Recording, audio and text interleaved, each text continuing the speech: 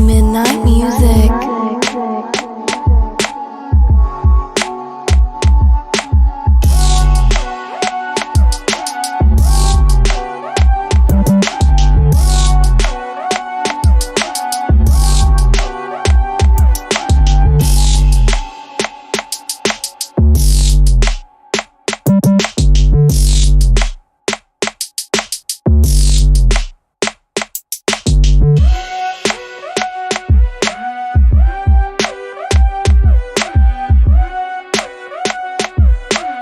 Midnight music.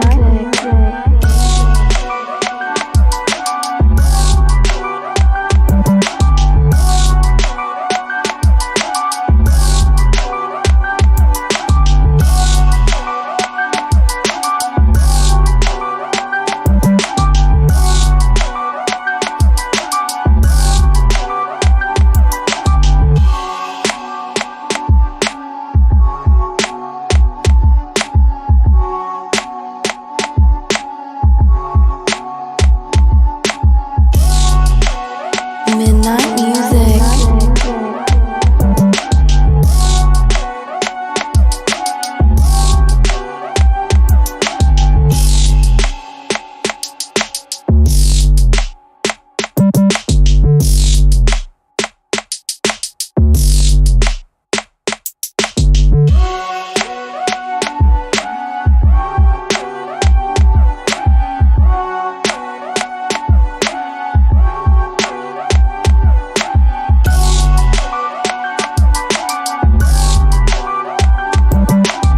Midnight music.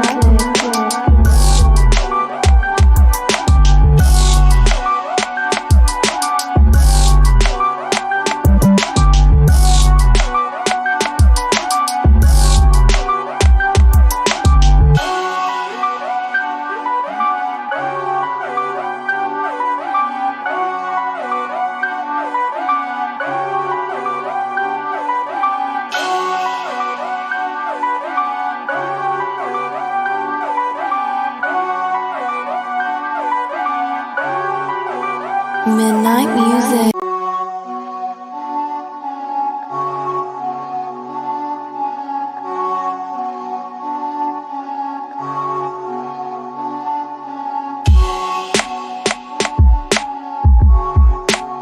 Midnight music.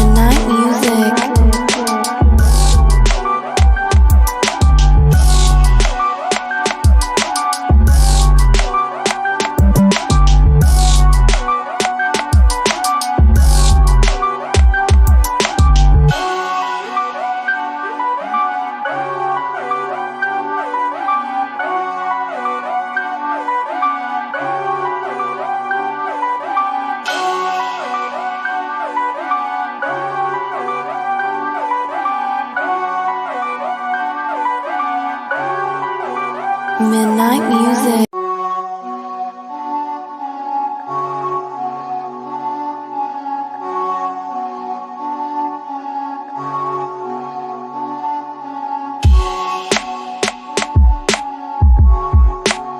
Midnight music.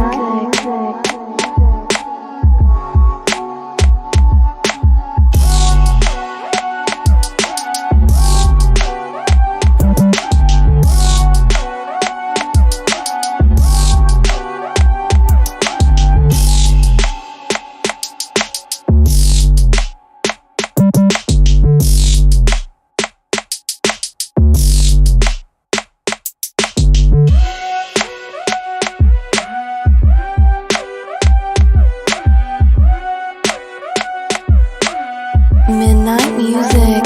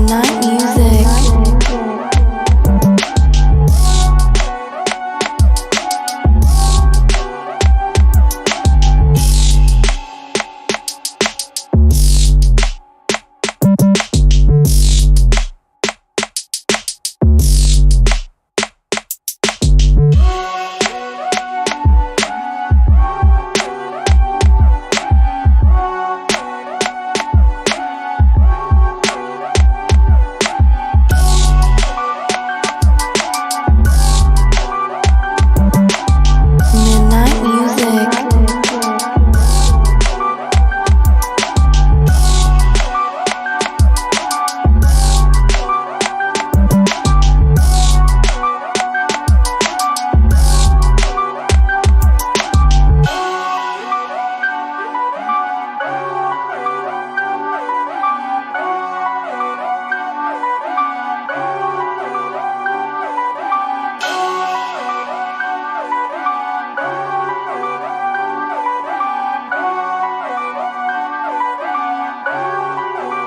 Midnight music.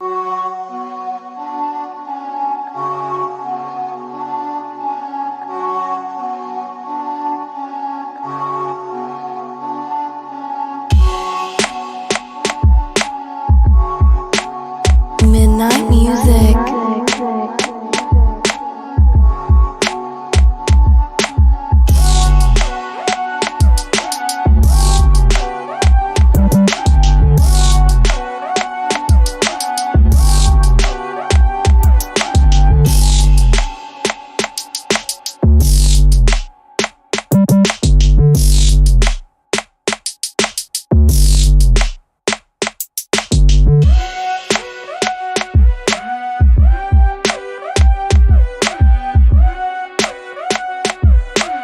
Midnight music.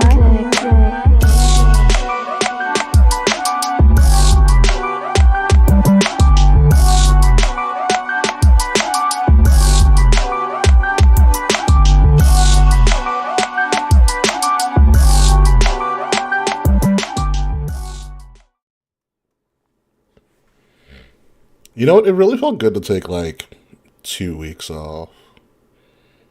It Not did. gonna lie. Took a week. Oh yeah, a week off. Well, 2 weeks off because backlash was backlash, which actually wasn't that bad. I actually really Yeah. enjoyed it. Not gonna lie, I thought it Backlash was was great. fun. You know what? You know what kind of sullied it for me? Rhea Ripley doesn't know how to do a surprise return or to a surprise reveal. It was so Yeah. obviously She wore her her. wrestling gear. Like, you idiots. Did no one tell her that was a bad Yo, idea? her hair right now though. Oh, Yeah, I did see. I was she's like, so "Oh, hot. Kay's gonna love this." Surprised it didn't start I can't wait to raining talk about immediately. Raw. Oh wait, let the rain fall down and wake my dreams.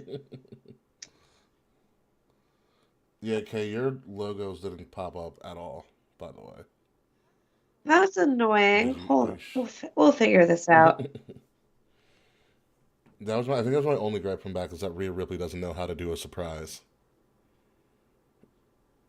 at all. But you saw what Edge tweeted like That's very at annoying. 5 o'clock, right? Yeah, I did Ciampa. not. He tweeted a picture of Ciampa, and it's on his Instagram too. I heard Finn is the fourth one. I want Ciampa and Finn. Screw it. Oh. That Oh, would I'm be a- fun. Also, just giving y'all a heads up, I might disappear for a few minutes because my Instacart order is out for delivery.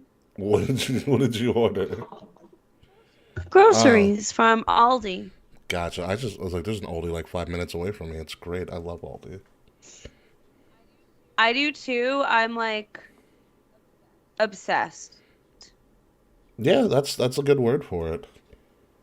I thought you like ordered a meal or something I mean- because I ordered Grubhub yesterday because they were giving away free No, lunch. Oh, like what? I did that. Where was I don't know. I got an email about it. Not in New York City. Wait, they had it on It was Long on the Island? app. Yeah, I got an email about it. Said, yeah, put in the code free lunch and they'll pay up to $15 for your meal. Son What of a the bitch. Pickup or delivery. I did it. Oh my god. Oh no. What happened, Kay? No, it's fine. Okay, no. My phone charger broke inside the port. Oh, that sucks. What God the damn. fuck? Yeah, that is a nightmare. That's never happened to me in my Time life. to get a new Hold phone. on. I got it out. I got You it are out. I got it out. I so got it out. lucky. Is the port still good? Yeah. I have a wireless charger though as well. Oh, all right. You're saved for a little. You know, wireless chargers take forever, but Yeah. Hold on. But I'm upset because that was, the good fast iPhone the lightning charger. charger, yes. It was like the fast. No, but there's like the good one. It was the good one.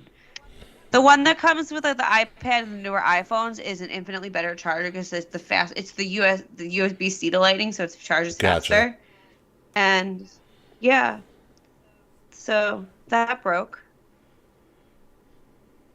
Yeah, it looks fine. I just need to grab another wire. But anyway, Grubhub. I did it. I picked up my food because my roommate waited like 4 hours to get a fucking salad. Yeah, if I always can, I will pick up my food. Also because like the getting to my apartment is kind of funky on GPSs.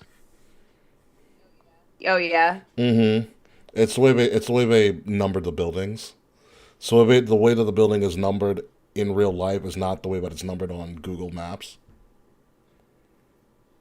which is really, really messed up. By the way, Will, did you hear about the XFL? No, what about They just struck with deal of a lifetime. Because you know how the USFL has like Fox and NBC? Yes. XFL agreed. XFL has an agreement with Disney to do all of their games. So essentially, all of their regular season and their playoffs are going to be on any Disney-owned brand. So that means ABC, ESPN, and FX, and Disney and their streaming services. That's really exciting. Yeah. That's their How fun. second major deal because they do have a partnership with the NFL to experiment with like player safety stuff. So essentially, they've just won like the secondary football war. Oh no. It's like, wow, that's a huge fucking deal.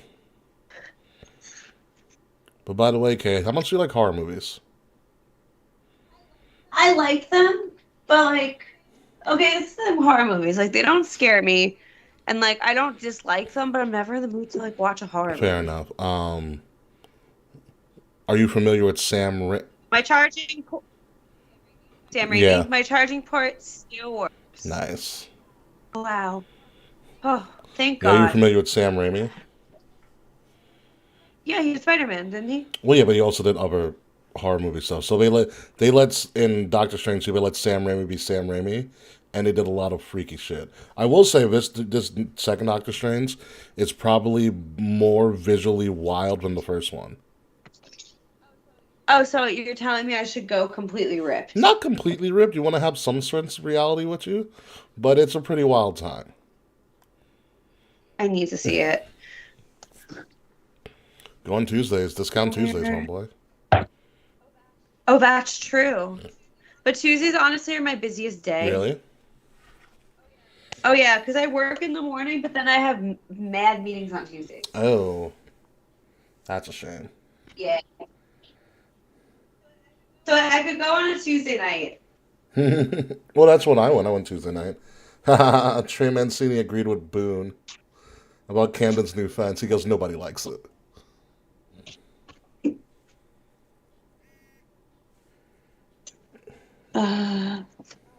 Oh, I have to put the TV to live for W.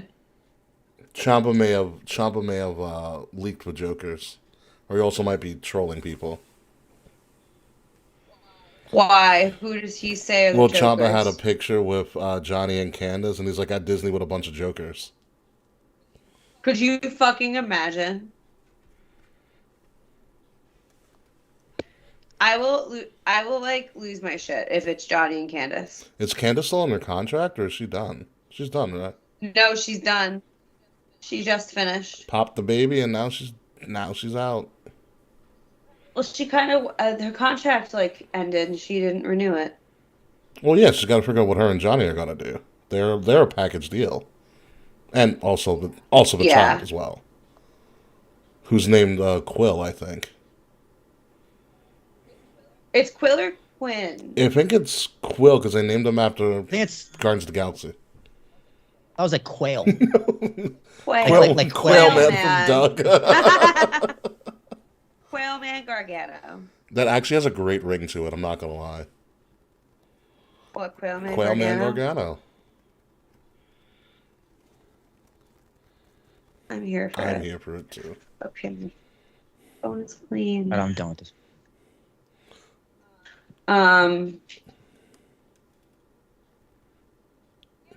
Yeah, I don't know. I mean, I'm sure we'll talk about it more, but I genuinely have been trying to figure out who the Jokers are, and like, It's two Jokers, no right? idea. Yeah, one for the men and one for the women. I mean, it would make And sense that if it was both of them, they debut at the same time. That'd be cool. And I think, aren't they tonight? Like, I just put on AEW. The Joker, I think the Joker things are tonight. I mean, you'd know more than us. You were there last night. Or last week. It was. Oh my goodness. It was. Oh no, there's a Popeyes commercial. You just ordered groceries, Kay. I know, and I ate dinner, and I made dinner and like ate, but like I haven't had Popeyes in a long time. What up? Dude, I have no idea why, but every time I watch AEW on Hulu, they give me ads for the state of Ohio. Really? It's like here in Ohio, we have jobs. It's like, hey, here in New Jersey, I have a job. Go fuck yourself. Yeah, but like here in Ohio, it's just that's cool, but you're in Ohio. Yeah. Ew. Thank you, Ohio. Even Alexa Bliss left Ohio. Even The Miz left Ohio. Okay, check. LeBron left Ohio twice. Check the Discord now. See if it's sent. Yeah, I got it. That's cute. Is that more readable? It is. Cool. And then I just have to PNG it to put it on like a black shirt, I think. This might have been the PNG file because I airdropped it from my computer to my phone. I got to get rid of the white in the background though.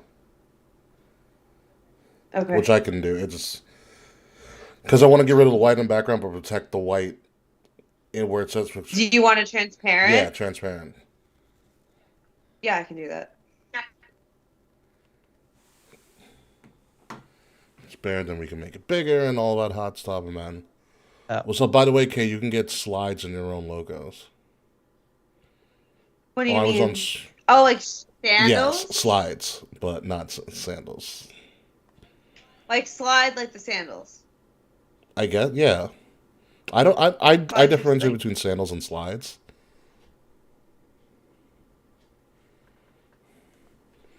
Yeah, I was on the Spring store, and so I updated a lot of stuff and getting some stuff together for spring and summer for everybody. Oh yeah.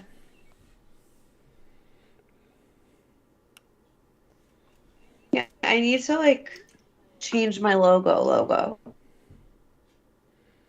I like the logo, to be honest with you, okay, before we get started on our show. I do like the logo you have on Discord. Of you. Oh, that fucking pick crew Yeah, I thing. like that. I have to do an update. I didn't do that. I got it from a fucking like generator. It's But still like dope. I need like an updated one so I could use that for like Twitter and stuff. Okay. I mean, but I like that. I mean, I also like your Resident Rainbow one, I think also works rather well for you. I love the Resident Rainbow one, but like I'm fucking sick of it. I'm Are so you sick sick of of the it. rainbows? And I never, never ever. But like I don't know, I need something different. Okay. Because oh my god, we're starting with Joseph versus the Joker. Ugh. Let's go. Watch it be like Brooklyn Brawler or something like that. Dude, I would die. Can I announce who the Jokers are on the episode? Yeah, go for I it. mean, we'll probably find out who the Joker is right now. Like, I don't want to start the show. And then am I in the middle of my intro and Kay starts screaming? Like, Exactly. Be like, oh, all right. We're going to start the show. All right. Who is it? No. I have it on mute, so it's You not might- Johnny Elite. Oh, it's Johnny Gargano. No, What? it's Johnny Mundo. Johnny Mundo? Mundo. That's upsetting. That's just like, well, who Yeah. cares? Jonathan Bonathan. Oh, he's nothing without the Miz. Hey, hey, ho, ho. Hey, hey, Ho, ho, ho. Miz Morrison. Just Morrison. Johnny Elite. I don't care what anybody says. I loved John Morrison's final run in WWE. He was so fucking funny. Oh, he was great. He I was a great act. love John Morrison. He, I did not expect Johnny Morrison. Hold on, I think this is my Instacart order. now we gotta wait till Kay gets all of their groceries. That's fine. All right, I'm coming. Thank you so Are much. you just setting up? No. Graphics for sale at a phone. Yeah, make sure I'm all set up. I'll be doing so many different things over here. Gotcha. By the way, have you ever heard of Liquid IV? I have. Yeah, because I've been listening to the Titus podcast a lot, and I got myself some, and it's fan-fucking-tastic. What's it like? It's like an instant wake up. Like you feel completely like revitalized after like a couple of sips. Like it works really quickly.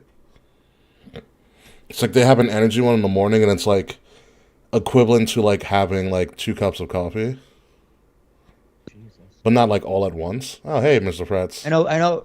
Rogan's a big proponent of it. It keeps you awake and alert and hydrated. So like I took it once. I think it's like Saturday or something. I was like, oh, this is like one. It tasted great. And then like obviously after a couple of hours, I went to piss out, and my piss was actually like a lighter color. I was like, oh, it is actually hydrating me, a lot quicker than I thought. So yeah, check it out when you get a chance. You can do a build a bundle because they have formulas for energy, regular random hydration, immune support, and then there's one that can help you like go to sleep.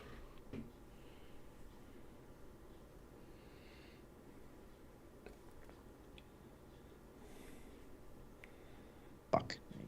What were you looking at? Are you betting? No, I'm making a lower third. Oh, for talking with Tarashak? Just for anything. Fair enough. I saw you had your brother on. No, Oh, that was your my cousin cousin? Michael. Okay. Yeah. That was a lot of fun. My first time in 7 years I've ever had a family member on a Who was your podcast. first one? Him. Oh, Michael. really? Oh, so it's the same guy? Yeah. Yeah, it's my cousin Michael. That's pretty fucking dope. Alright, Mm.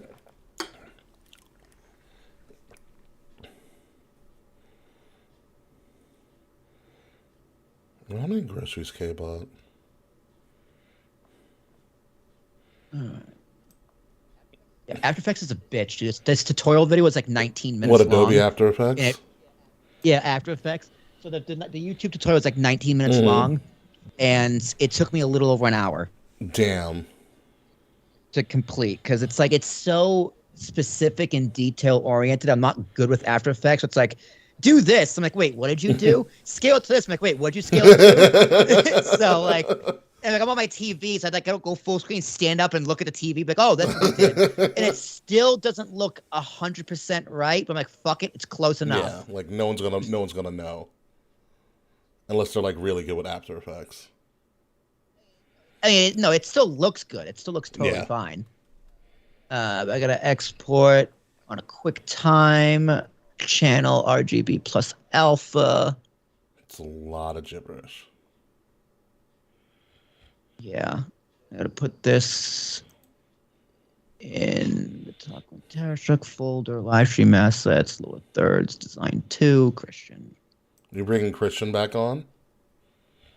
No, different Christian. He's the owner of the studio I record in. So I got a studio in Montclair.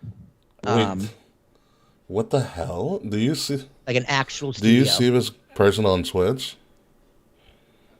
No, I'm not on Twitch. Oh no, What's it's on the chat. I don't know if it's guy trolling us, but it's like it says alt.alex. It says, "Hey, I'm a professor of Adobe After Effects at TR University. Have I missed anything?" No, you haven't missed anything. Our third host, Kae Murphy. Yeah, dude, if you want to teach me how to use After Effects, hey, man. I'm just learning a few things here and there. I can make a few things. Alt.alex, you haven't missed anything. We are going to go into our show in just a matter of moments. Oh, shit. Our third host, Kae Murphy, decided to order fucking groceries right at the time that we were supposed to start, and now those groceries are here. So as soon as Kae returns, we will actually officially begin the show. On the docket tonight, obviously, is the big Boss and Glow walking out of Raw. Obviously, we're going to be talking about an old man who decides they're going to walk that aisle one more time, and Is this how he dies? maybe. Like I can't say a hard no, but I also can't say a hard yes. Dude, if he died in the ring, I don't think anyone would be upset. I think it'd be like, that's the way he would have I'd be wanted like, to go. Poetic. Absolutely poetic. And then also Roman Reigns might be taking some vacay, which is actually a big fucking lie. Those Yeah, he's not on. Yeah, he's not taking a vacation. Yeah. He's not leaving. He's not going to AEW. Like everyone needs to chill. Could you imagine he showed up? This place sucks, and like walks out. It's like the catering's great. Everything else is trash. I'm getting out of here. Believe that.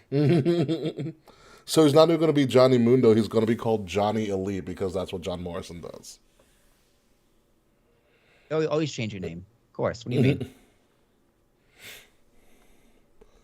Oh my god. But yeah, as soon as Kay returns, I don't want to start without Kay, but if Kay takes a little bit, like 5 more minutes, then we are going to start without Kay, and Kay can just fill in the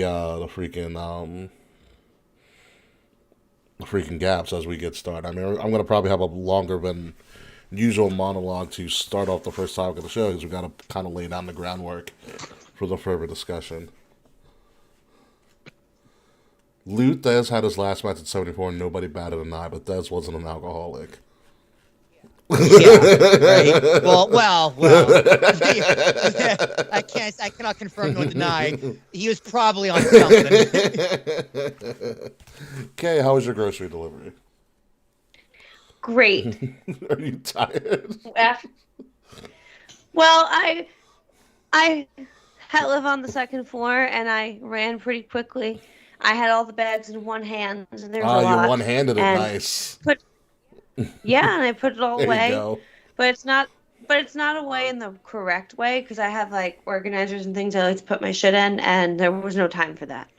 So Well, take a deep breath. all just We are about to start the show. So, Will, whenever you're ready, we can get into this monologue.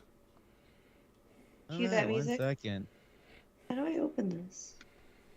All right, we're going to Ding. down. Changes. You told me to record the video too, like we've been doing the last couple times. Yeah. I don't know. It's very weird. We'll figure out what we're gonna do after we All right, record. sounds good. But yeah, definitely record the video. I like the video going to Spotify. Mm-hmm. But it's either my audio or your audio does not sound right when I do on one or the other. Who knows? I don't know. I think you sound fine, but that's just me. On the recording, this doesn't. I don't know what the fuck it is. It's like Skype picks up the mic from the webcam, but it doesn't. I was like, Skype, did you adjust it? routed. Yeah, did you route it to your mic? No, I have it routed to the Roadcast, but it doesn't sound like I do. It's fucking weird. Like you sound like you're on a roadcast. Like you sound. Yeah.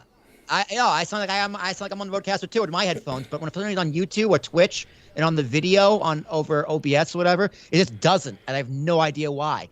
Or if it's like for now, you sound pretty solid. Yeah. Like give me a 5 count. 1, 2. Yeah, because like the past 2 weeks you didn't sound like that. And I don't know why, but like on the YouTube you sound correctly. So I have no idea what the fuck's going on. But maybe this professor guy can help us. All right. Yeah. Right. All right. Starting in 5, 4, 3, 2. I didn't mark the audio, fucker.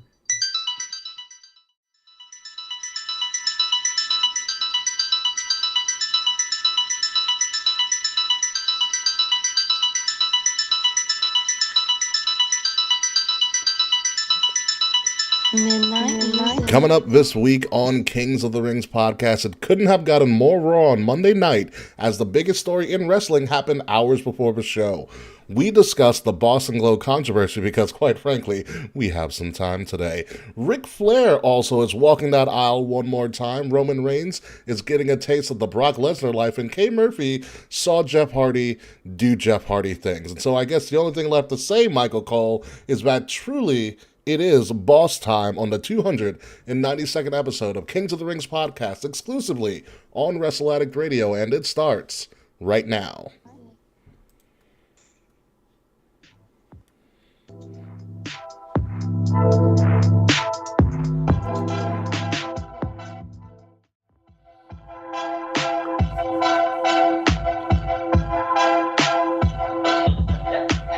You know, I really thought we were going to go into this show today and talk about the craziest thing in wrestling being Ric Flair still wrestling, and then Monday happened. Yeah, hold my beer, bro. Come on now. Holy shit. Ladies and gentlemen, welcome to the 292nd episode of Kings of the Rings podcast, so eloquently titled Card Subject to Change, because everything is up on the table this week. I'm your host, King Ricky Rose, along with Willie T and the Kae Murphy. We have a limited amount of things to talk about, but the things we do have to talk about, especially our first topic, is a pretty important topic to talk about in all of wrestling. But before we get to do that, let's check in with the other host. Will, how are you? You know, it took me probably like about an hour and a half, but this lower third has officially been created. I love the way it looks. Congratulations. Talk with Tarashuk. New graphics coming soon. A lot of fun things going on in my world, because I am Will Tarashuk. The fun never stops over here. T and Thomas. ARASHUK.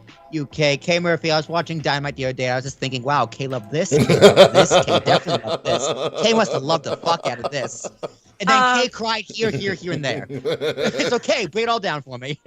Are we doing my whole breakdown Not right now, or no. do you want to? You are going to get your Do your segment, intro yeah. first. Well, I didn't cry as much as you That's thought a I lie. would, but I don't believe you. it's true. Jeff won. Jeff and CM Punk won on the same card. Yeah, you cried a lot.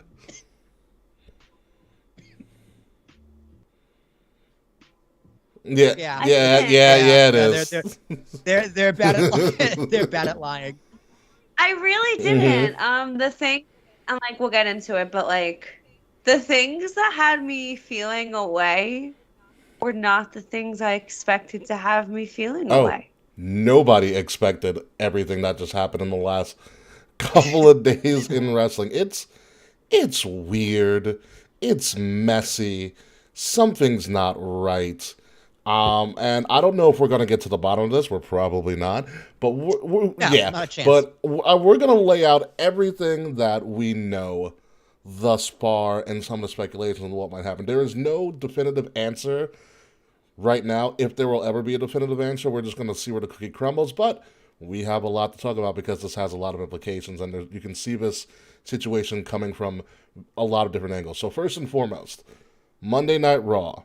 The last-minute headlining match was supposed to be a six-pack challenge for the number one contenders, for number one contender for the Raw Women's Championship against Bianca Belair at Hell in a Cell, featuring Asuka, Becky Lynch, the women's tag champions Naomi and Sasha Banks, as well as Doudrop and Nikki Cross. So I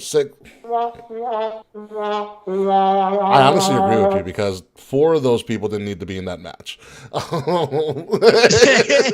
neither did the other two.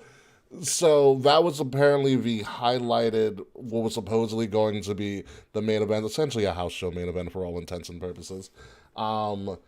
Within the first, 15 or 20 minutes, it was then announced, it was initially announced to be a backstage segment between Becky Lynch and Adam Pearce that the main event had to change. And then throughout the night, it was revealed or leaked that Sasha and Naomi specifically left Raw entirely. It was then later revealed, not only did they leave Raw, but it was later revealed in a leaked statement from Sean Ross, but it became official if you were on any WWE social media the next day because they put it everywhere. Like WWE themselves put it out on their website, they put it on their Instagram, they put it on their Twitter, everywhere the next day, which I found really surprising. But here is exactly what was said. It said, when Sasha Banks and Naomi arrived at the arena this afternoon, they were informed of their participation in the main event of tonight's Monday Night Raw. During the broadcast, they walked into WWE Head of Talent Relations John Laurinaitis' office with their suitcases in hand, placed their tag team championship belts on his desk, and walked out. They claimed they weren't respected enough as tag team champions, and even though they had 8 hours to rehearse and construct their match, they claimed they were uncomfortable in the ring with two of their opponents, even though they'd had matches with those individuals in the past with no consequence. Monday Night Raw is a scripted live TV show whose characters are expected to perform the requirements of their contract. We regret we were unable to deliver as advertised tonight's main event. That's the official response from WWE, and it was concerning for me, Will, because usually when WWE makes a statement of this matter or of sorts, they never use they always usually start with the person's real name. And sometimes they don't even just mention it at Yeah. all.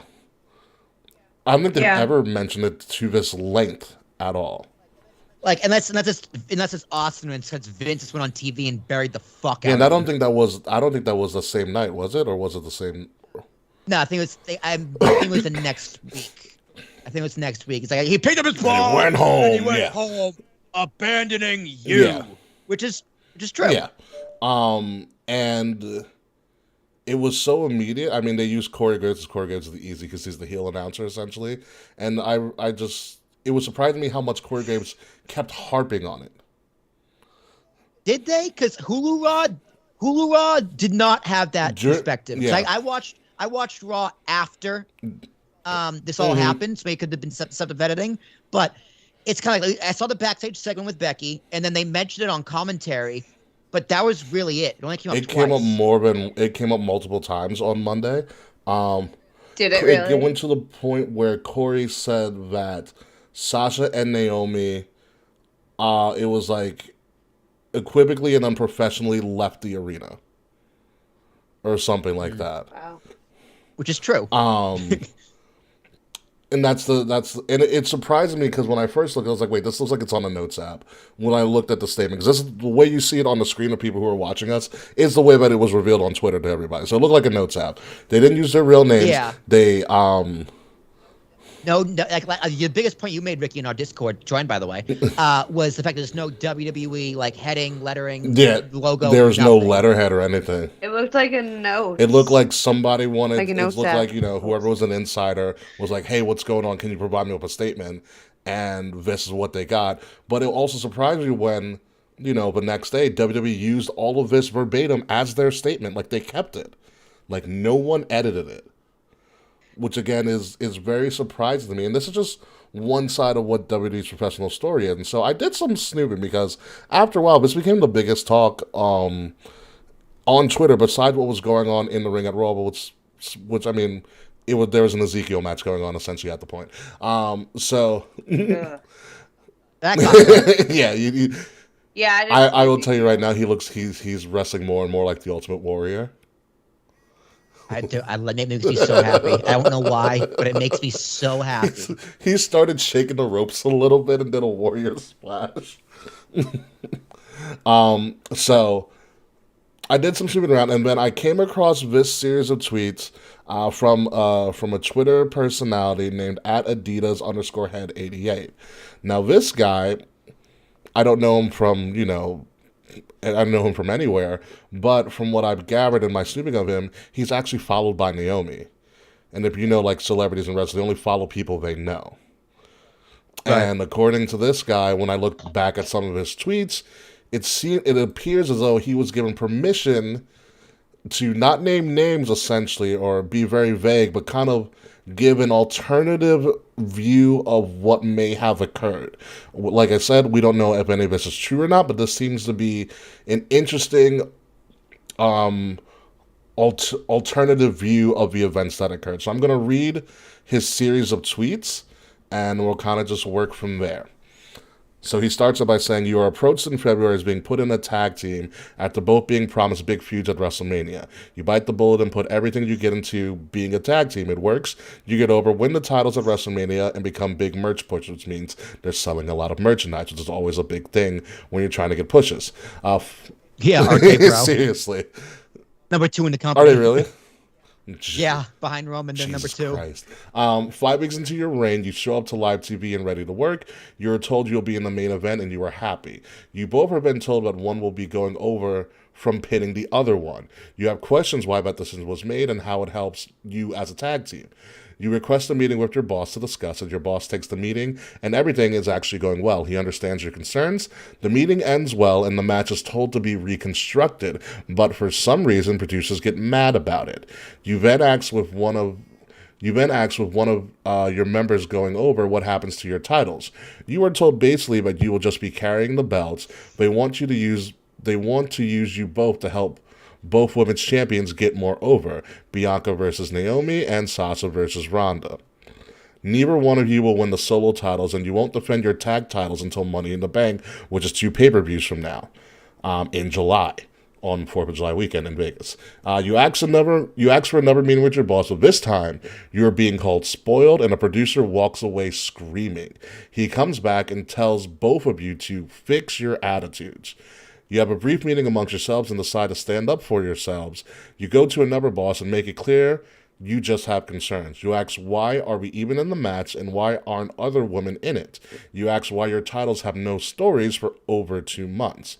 Again, you are met with the fix your attitudes line. So after one final meeting with yourselves and asking some others, I'm assuming some other peers, you make the ultimate decision as a team. He then provides his own little commentary that says it's sad how one side is trying to create a messed up narrative. He then says also it was asked why were Nikki ASH and Doudrop in the match instead of starting their own program tonight, which if you've been following Raw, it kind of makes sense. Naomi nor Sasha talked down about being in the ring with either one. I don't know how that got flipped. Shit. That is all of it, yes. All right, where do I start? Very, very interesting. Very, very interesting. Okay, I think there's a lot of fault to go around, like with most stories. I'm rubbing my hands because I'm getting interested. I'm getting excited. So, Sasha and Naomi, first off, you never walk out like that, ever. That is the most unprofessional thing you can do, especially in wrestling, especially when Vince is a guy who takes the handshake as a big deal to him. So I bet Vince was personally hurt by this. I think they did everything correctly until they walked out. Like meet with Vince. You got an issue? Fine. You know, you have valid points, in my opinion, about the finish. If all that's true, Yeah. fine. I don't think it makes sense for them to pin each other either. Them being in title programs, what the fuck are you complaining about? Also on SmackDown, they just defended the titles last Friday on TV and got a pretty long match. They've been on TV every single week. They've been pushed. Commentary was over them crazy on Friday. They were pushing them super hard. So part of me is just like, what are you complaining about? And also, yeah, these tag titles suck. No one likes them. It's just, well, you got to do the best you can do. That's the job you're given. You know, you are a performer. You were told what to do. So you're supposed to do it. However, tempers got hot. They got really pissed off, and they walked out. I can't say I wouldn't do the same thing in the heat of the moment. Sure. Now, WWE should have realized, listen, give them a night, cool the heads, we'll revisit tomorrow. Instead, they got all petty and released this statement. That's also, I think, very incredibly unprofessional and kind of fucked up to do. Yeah. Yeah, you owe an explanation to your audience, kind of, but as you said, Ricky, cards subject to change. You could have just made They something use up. it all the time. And to be honest Yeah. with you, when the Becky and Adam Pearce segment aired, I was like, oh, they switched it. Okay, cool. That should have been the last we all heard of it. Yeah, Yeah, I agree. They didn't need to tell us anything. You know. Go ahead, Kay. And this is an issue that should have been solved behind closed doors, behind management and the talent. Go ahead, Kay. So I didn't realize at first that it was originally like a real thing that happened that became kayfabe. I thought it was a work for a long time. Me too. I thought it was a work until we started recording. Yeah, no, I thought it was a work, and then I had friends over last night, so we were talking and about this, and my friend was like, yeah, like, had told me that it was real, and they, like, pretty much kind of are, like, manipulating it into a work. Good on them, because I wouldn't have known, but they don't need to do it at all. Also, I don't know. I've been hearing a lot of weird shit. It's specifically anti-Sasha. Yeah. I'm not surprised all by the that. heat's going A on. lot of heat is on Sasha. Fuck. But they're saying that Sasha manipulated Naomi to walk I out. doubt that. It's like you don't Because- know I that. doubt that. It's like, I don't know that yet. Dude, you don't know that. Where's the evidence Yeah. for that? It's like if you're gonna say something ridiculous like that, I'm not saying UK, I'm saying the internet. If you're gonna say something completely ridiculous like that, like you gotta back that up with something. From what I have heard, Naomi is very popular and very liked backstage. Sasha is not. I believe that. Sorry, Ricky, but I also believe that. I don't. But that's just me. I know. I believe Sasha's respected, not liked. Yeah. Yeah. It also depends on. I who- don't get the vibes. Go ahead. that Sorry. I don't get the vibes that she's the nicest person. I think she's more of an introvert. And sometimes, and That's I think fine. introvert. No, That's I fine. think introverts are sometimes kind of looked at as sometimes being mean people because they just don't. They're not outgoing. Where I feel like Naomi's probably the opposite of Sasha, where she's very more like bubbly and Yeah. welcoming. Yeah. For you know. sure. It's also known as resting bitch face. It's like I'm not mad. It's just my face. Yeah. Like, There's nothing you can do. I'm not actually upset. It's just my Yeah. face. I personally, I think Sasha has a huge ego, and because even I go back to that Austin podcast when she was Mercedes. Like she wasn't Sasha, she was Mercedes. Yeah. And I was just like, damn girl, you got a fat ego, and you believe your own shit, and you like the way it smells. Which is really tastes. funny because I That's got the the vibe. complete opposite from that. I got the vibe I got. I was like, no, you're not humble like at all. Like you think you are the absolute shit. And it just annoyed me.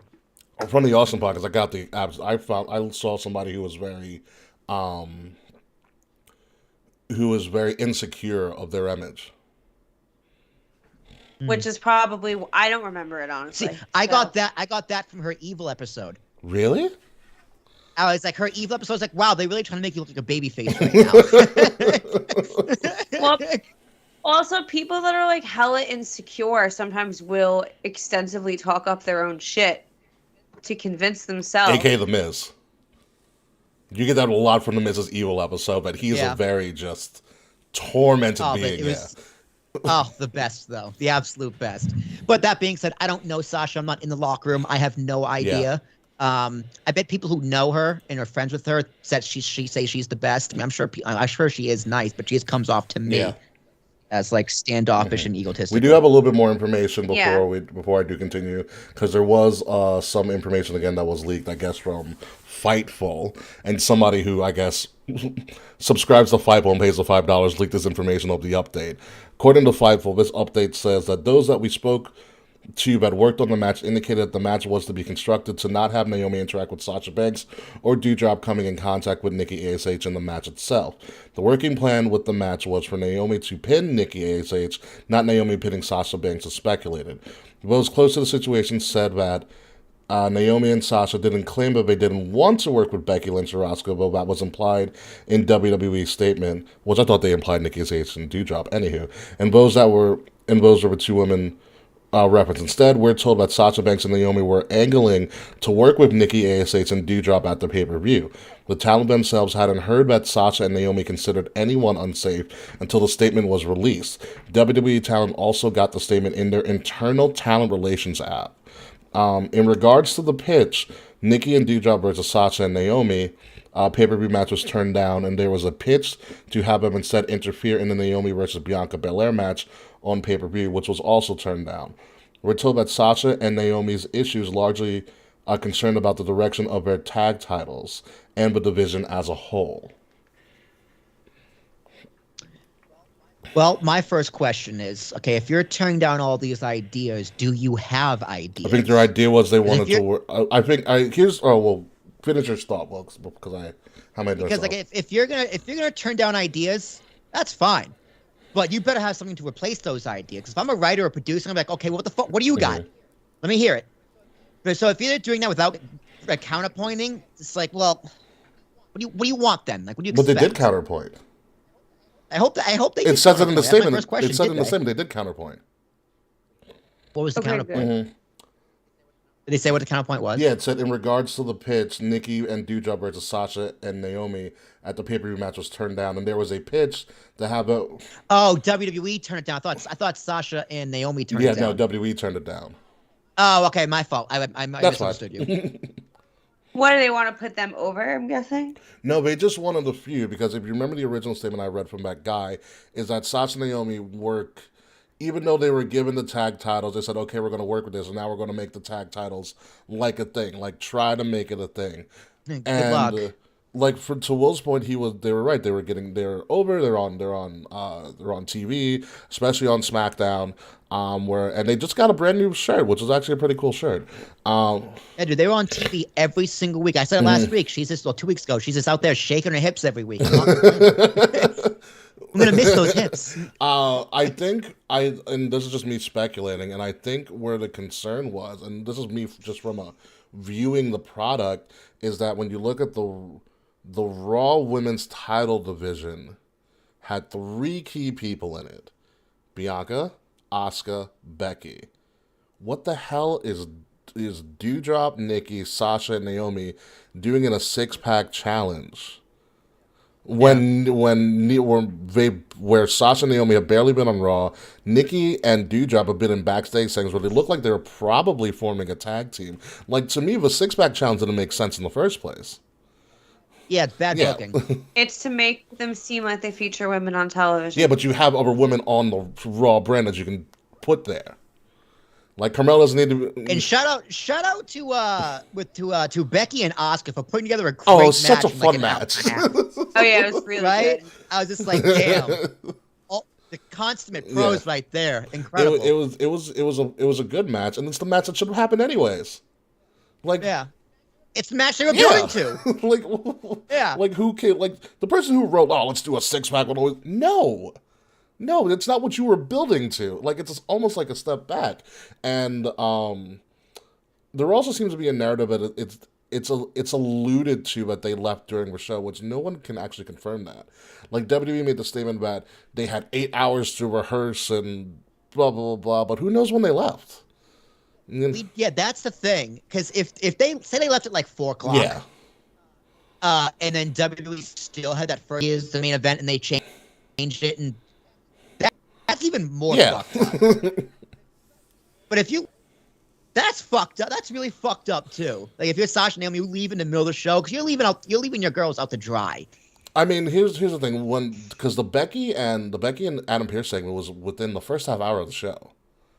Yeah. So I think they It was left like right after the opening promo. Yeah, so I think they left before the show because I can't see them being like, all right, we're gonna just do this and boom, do a segment about it. You know. I feel like they left before the show, but again, that's just, I don't know, but I feel like they did. It's an interesting situation because of WWE's response, the quick response, the aggressive response, like we've mentioned. You know what it reminds me of in not such a grand fashion? It's remember when Tony Khan went after Swole on Twitter? Yeah. I thought of that too, actually. It reminded me of that. Yesterday. Obviously, it's not to the scale because WWE just has a bigger scale. But it kind of reminded me of that. Obviously, Swole doesn't have a contract with them anymore, which in and of itself, but it kind of had those vibes. And I also thought about when this whole thing came down, there have been a ton of wrestlers. Even though we may call it unprofessional and the wrong dude, there have been a ton of wrestlers that have walked out, in particular in WWE, and people have lauded them, the marks, I mean, as being like people standing up for what they believe is true. Austin, notwithstanding, because Austin wasn't around for social media. You have... Warrior did with a gun. Yes. Pac walked out. Sami Zayn didn't do the pandemic. Roman didn't walk. Roman was like, I'm immunocompromised. CM... I don't blame Simi for the pandemic. CM Punk walked out of the... Super unprofessional. Walked out of the Rumble. We buried him to death. Yeah. Jeff Hardy. We've had 7 years of burying him to death. We buried Jeff Hardy. I don't remember if we buried Pac, but I'll bury Pac here right now. Fuck him for walking out. CM Punk walked out of the Rumble. CM Punk essentially, if it wasn't for Daniel Bryan, CM Punk ruined WrestleMania 30. Yeah. You know? Hey, CM Punk's the reason why we got Daniel Bryan to begin That's with. very, so that's very true. Yes, it's a sacrifice.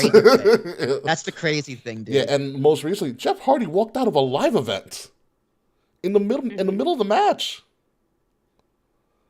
You know, and there wasn't any sort of response from WWE or anything like that. That's why. Oh, here's the thing, though. Here's the thing. If I'm Vince, I fire them to make a statement, because you can't have people walking out. Like Jeff just walked out. You can't not have people walking out of a company like that. Like you have to make a statement, but that's not going to go over well because woke Twitter is going to lose their fucking It's minds. not even about being woke or anything like that. It's just a matter of you cannot. And also, Tony walked out. Thank you, Mr. Fretz. Who was that last one, Fred? Tony. Oh, Tony Storm. Storm. Yeah, Tony Storm just walked out too. Yeah. Dude, you cannot be walking out. Like if you have a company, you cannot have that like thinking that's okay. But here, it's one of those things. Tony can walk out. Jeff can walk out to an extent. Pac could even walk out. Go ahead, fuck him. Sasha is one of your main stars, one of your top stars, main merch pushers. Also, we forgot Ali refused to work. Yeah. And was going off on Twitter week after week, being like, "Release me, release me, release me." You know, and it's a matter of at this point you have to make a strategic effort. Do you want this angry or this upset? I wouldn't say angry, this upset yet popular star. You release them and let them go into the wild, and now you cannot control what's going on and what they do or what they say, or do you keep them under your wing? At some point, you got to make a compromise. That's what they did with Ali. Ali wasn't as popular as Banks. They worked it out. Yeah, they worked it out. You kind of have to give them a little bit, and they gotta give you a little bit. It's called compromise. You know, I don't like Ali. What Ali did, I mean, is a professional, sure, but this is I think it's apples and oranges comparing this to Ali. Like he walked out on a live show. Ali didn't walk out based on what show. we know right now. Ali did not walk out on a live show. Ali was just running his mouth on Twitter. Right? Fine, you can do that. I wouldn't fire you for running your mouth on Twitter. Mm-hmm. I would fire you for leaving the show. Like Punk, that's like same with Punk. Like Punk walked out, but they fired. That's why they fired him on his wedding. He walked out on a big 4. Also, dick move. Don't get me wrong. Yeah, it was a dick move to fire on his wedding. Two wrongs don't make a right here, which is like for both sides, WWE as well. It's like two wrongs don't make a right, but you just can't have like the culture going on. You can't have your current talent thinking it's okay to walk out or threaten to walk out just because things aren't going your way. I think, and the more that it's also it's a lot of just weird things. It's like, why? I go back to WWE's statement. Why now? And why them? When you could have had the opportunity to do it to a whole bunch of people. Remember when Enzo fucked up and didn't fucking didn't they tell just the released him and said fuck off. yeah, they pretty much said not see ya. Not even wish you well. Just he's been released. That's it. Yeah. Mhm. You know, I'm concerned about the picking and choosing of when to release these statements. And if you believe a narrative from the person on Twitter, you know, I don't think it was Vince that made this statement. Dude, I think it was this, in this particular instance. I think tempers just ran hot. Yeah. You know what I mean? Like everyone was acting in the moment. That's my best guess. I don't think Sasha and Naomi in particular are the kind of people who would walk out. Mm-hmm. However, their tempers flared. They reached their breaking point and they said fuck it in the heat of the moment. WWE in turn did the exact same thing. Mm-hmm. Tempers flared. They got frustrated. It's like, oh fuck me, no, fuck you. And then tempers flared. You know who I think it was? And this is just me. It's either Hayes or Pritchard. Oh God, I could see it being Michael Hayes. Although I think Bruce Pritchard is head of creative. And I think Pritchard got upset. And it's one of those things, like, if you've ever, like, created a story or you've created a piece of art or something like that, and you think it's good, and you think it'll go over well, and you have this great vision, and somebody kind of just critiques it and breaks it down, you get a little pissy sometimes. Have you met Jeff Jarrett? Yeah. And I honestly think that's probably what happened, which is weird because Pritchard's been doing this for decades now. Yeah. Like, you should know how the creative process goes, and it's kind of a push and a pull. He was there when Warrior had the gun. Yeah. Yeah. And I think you got pissed, and I think it was wrong if we believe a narrative again from the person on Twitter that said, well, you just need to fix your attitude. Like, they're talking down to them like a fucking child. You know, be like, it's. I get it. You're a writer in the sense that you have control of what happens on in the show and everything like that. But you also did have the orders from your boss to be like, reconstruct the finish. Yeah. You know, and I'm thinking, who has the balls to say, "Fuck you, Vince"? No, it's only a small amount of people. Yeah. So to get away with that. I do think Sasha has the balls to do that. To her credit, honestly. Yeah. And like, if you're gonna stand up for something that hard, and you're gonna stand, because Vince is the kind of guy who'd be like, okay, fine, fuck you, prove it, right? So if you, I do think Sasha would stick up to Vince like that, and that's a compliment to Sasha Banks. Yeah. You know, but I also think I think whoever that writer was would also stick it to Vince too. So I don't see any writers stick that to Vince. Bruce. That's why I think it's Bruce. I think Bruce and Michael Hayes would stick it to Vince. Someone in the business, would stick it to Vince. Yeah. A writer, fuck no. Yeah, that's why I think it wasn't like a writer, like just whatever, a road talent writer. But I think it was somebody in the business that's where things got heated. Yeah. Maybe. And it's unfortunate, but it's also scary because it brings the narrative, because like you bring out the statement and it kind of it's almost like you're trying to smear them in a sense. Yeah. You know, and it reminds me of, and I don't know if you're old enough for this, well, because you're probably just getting bored, but Kay, you might. And remember the whole controversy over the Fresh Prince? And they switched. And they switched Vivian. Yeah. And then you were because they halfway through the Fresh Prince run, they switched the wife. Why? The rumors were she was having.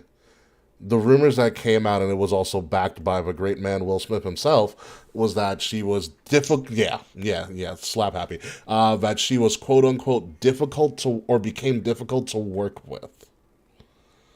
You know, and he smeared that all over Hollywood, and she pretty much lost her career for the most part. And in reality, which was revealed on the reunion special, when they finally got back together after like 20 or so years, she was having a lot of personal issues getting out of like an abusive marriage and being a single mother and stuff like that. And I think there are also some contract issues that came up. But when you have other people who are quote unquote working with you and calling you like having an attitude and being difficult to work with and being pompous, it really, especially for black women, it really does hinder their career progress. And I couldn't help but think about it. I'm not saying it's the same thing, because obviously one is TV and one is professional wrestling. But it kind of... Which is also TV. Which is also TV. But it's concerning to me. I'll put it that way. Yeah, and I also want to just add some comments that I thought were very poignant from people on Twitter. So someone said which is also very interesting points. Like WWE didn't release a statement when Brock threw the title at Vince, which is on film. Yeah. You know, we didn't release a statement when Nia was treating Charlotte like a punching bag on live TV, which is kind of funny. They didn't release a Becky and Charlotte threw titles. They didn't release a statement when Becky and Charlotte were throwing titles around. So now why all of a sudden? Like that was actually something that happened on TV. Like Becky and Charlotte almost ruined the segment because they couldn't remain professional on TV to each other. Well, I think when it happens on TV, it's different because you can spin that, right? Like Biggie broke his neck, right, on TV, right? Yeah, don't remind me. That was it's gross.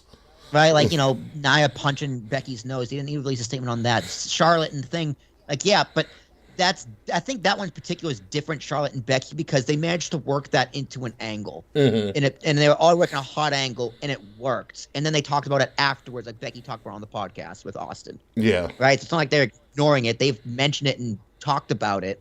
But I think it's a very different scenario. I think you got to treat all these as scenarios on themselves. I don't think it's fair to compare one to the other. It's just interesting that the statement came out when it did. And so aggressively, when we've had other times where WWE could have made statements, and they decided to remain, very quiet about it. And to your point, well, like you said, you think probably people were just really hot, and no one said calm down, and we'll figure this out later. Like, dude, think about it.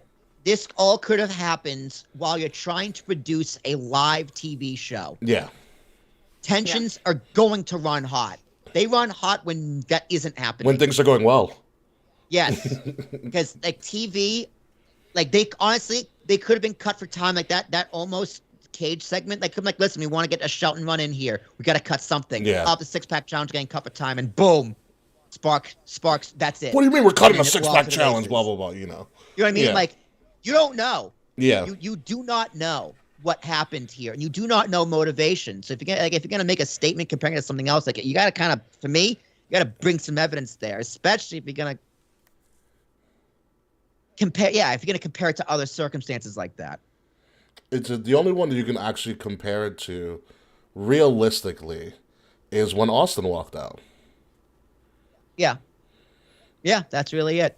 That's the closest thing you can compare it to. And I'm telling you, go back and watch what Vince did. He buried the top guy in company history, the highest grossing person to that point, and buried him for weeks on TV. So if you want to talk about treating someone worse, it's Austin. Well, time will tell if they treat them worse or not. Time will tell. As of right now, yeah. It's, in my opinion, it's Austin. And he was a way bigger star than both of them combined. And also, Austin was a lot closer to Vince, and I think that hurt Vince a lot, and that's why. Yeah, Vince put on his Prince Petty nose and just went out there. Nose held high. You're going to like what the fuck I do on this stage tonight, and you're going to like it. Yeah. I also wonder how the Usos might be affected. I don't think they will. I don't think they will, because one, because they're attached to Roman, and two, I just don't see it happen. Well, with Roman allegedly going to be on TV less. But you also have, is it Jimmy or Jay that's married to Naomi in real life? I think it's Jimmy. I think it's Jimmy as well. Yeah. So I think it is going to affect him. I mean, it's not going to affect his place in the company, but it puts him in a really shitty predicament. It does put him in a predicament for sure. Yeah. I don't think it's fair to punish. Like, punish him how? Like, how would they punish him? I don't think he'd get punished. I'm just saying it puts him in a really funky predicament.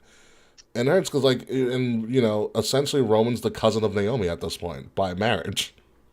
Yes. So there's a lot of politics, and that's why I think they don't get fired. I think politics gets in the way of both of them getting fired. I also think it'd be a bad move to fire them, especially since Sasha's doing a lot of publicity lately for them. She threw out the first pitch at Fenway. She did that the same day. yeah. You know what I mean? Like, literally. That's like, I like. Part of me is like, Sasha and Naomi. Like, what are you actually complaining about? They're Like Austin. Here it is. Austin complaining, it made sense. This one is, to me. I mean, I get it, but it's just like, you're in a good position in the company. Like, what are you complaining about? They're fighting for a tag team division. They said, we want you to build a tag team championship. They're like, okay, so let's do that. And then all of a sudden change it. Look, well, we're committed to doing this, which I commend them to. They want to make the championship mean something, which we complain about all the time with other titles like the IC title and the US title. Now we have two people who want to actually do something with it, and we're being told, no, you got to do something else, which I get is frustrating. Yeah. It is frustrating, but that's not an excuse to walk out. You keep trying. Well, neither was Austin's excuse, but he still walked out. And he'll tell you that he'll tell you that first. He'll be the first one to tell you that. Yeah, he's mentioned it multiple times that he shouldn't have done it, and he realizes that now. You know, I hope they sit down, they figure it out. I hope no one gets fired. I think if it was me. If I was Vince, I'm probably firing them, only because like this is like the fourth time this year. And you can't have that in your company. You just can't have that. Well, I mean, there's a light at the end of the tunnel. And Kay, if you're going to say something, you are muted, by the way. I know, that's by design. I'm fidgeting. Okay. Even Selena Vega made a return, and she talked about unionizing. Yeah, which good luck. Yeah, which I mean, we talked about this before. I think we talked about it in an episode when Kay wasn't there. Unionizing would be great. It just doesn't work for this profession. I don't think it works for wrestling. I do stand by that. I think, I mean, they can. Then again, they get benefits. Like it's a very unique situation working for WWE because once Vince dies, you can totally unionize. You're probably going to actually need a union. Yeah. But I do think Vince genuinely wants to take care of his employees in most circumstances, and anybody is welcome back under the right circumstances. Yeah, again, Warrior had a gun. And he went to the Hall of Fame. That's what I mean. You know what I mean? Like what? But once Vince is gone,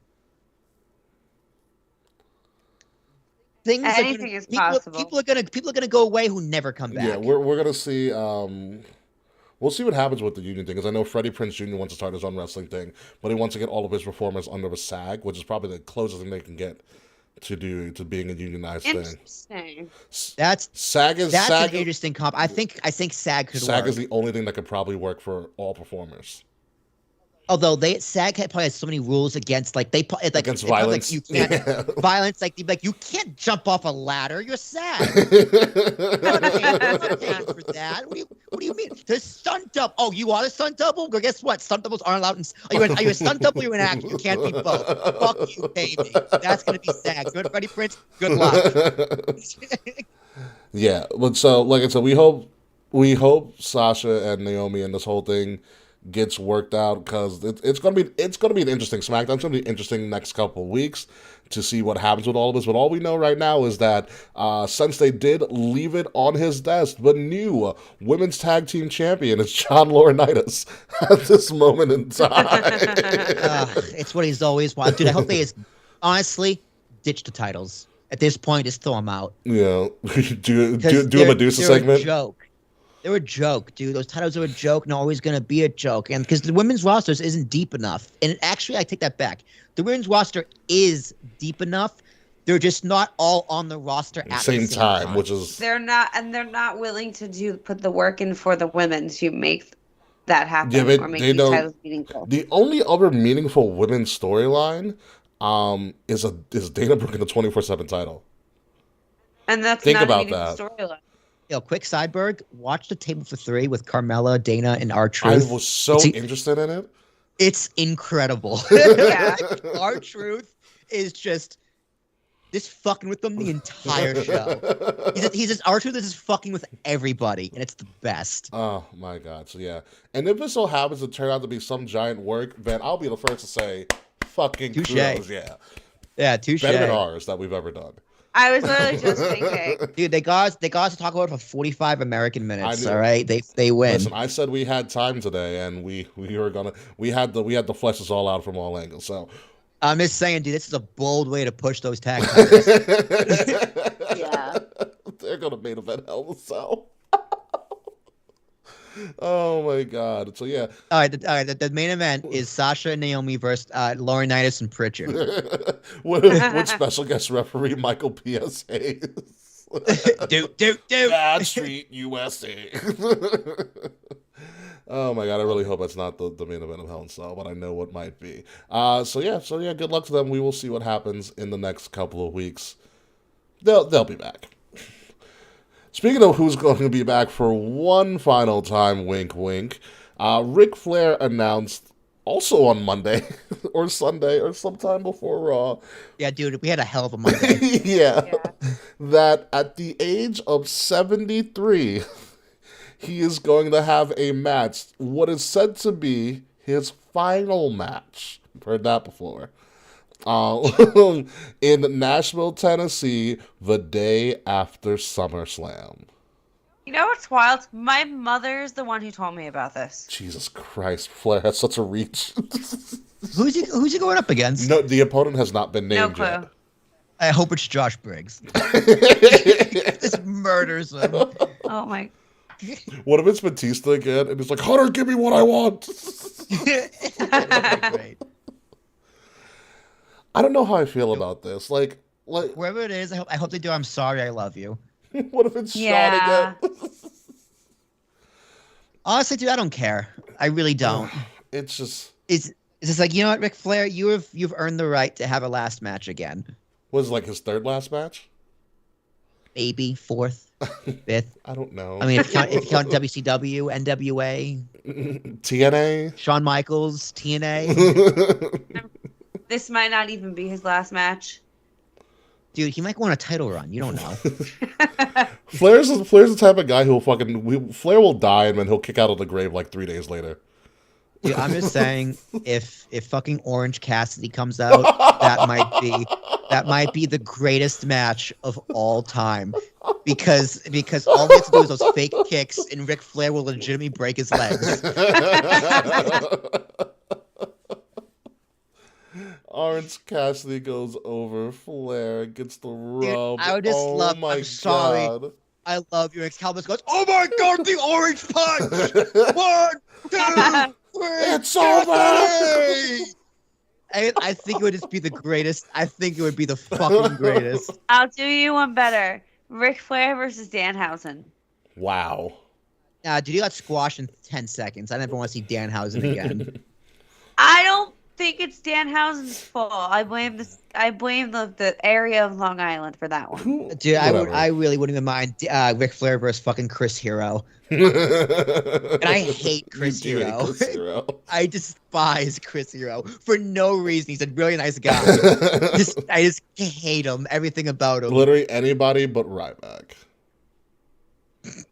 Yeah. Anybody but Ryback.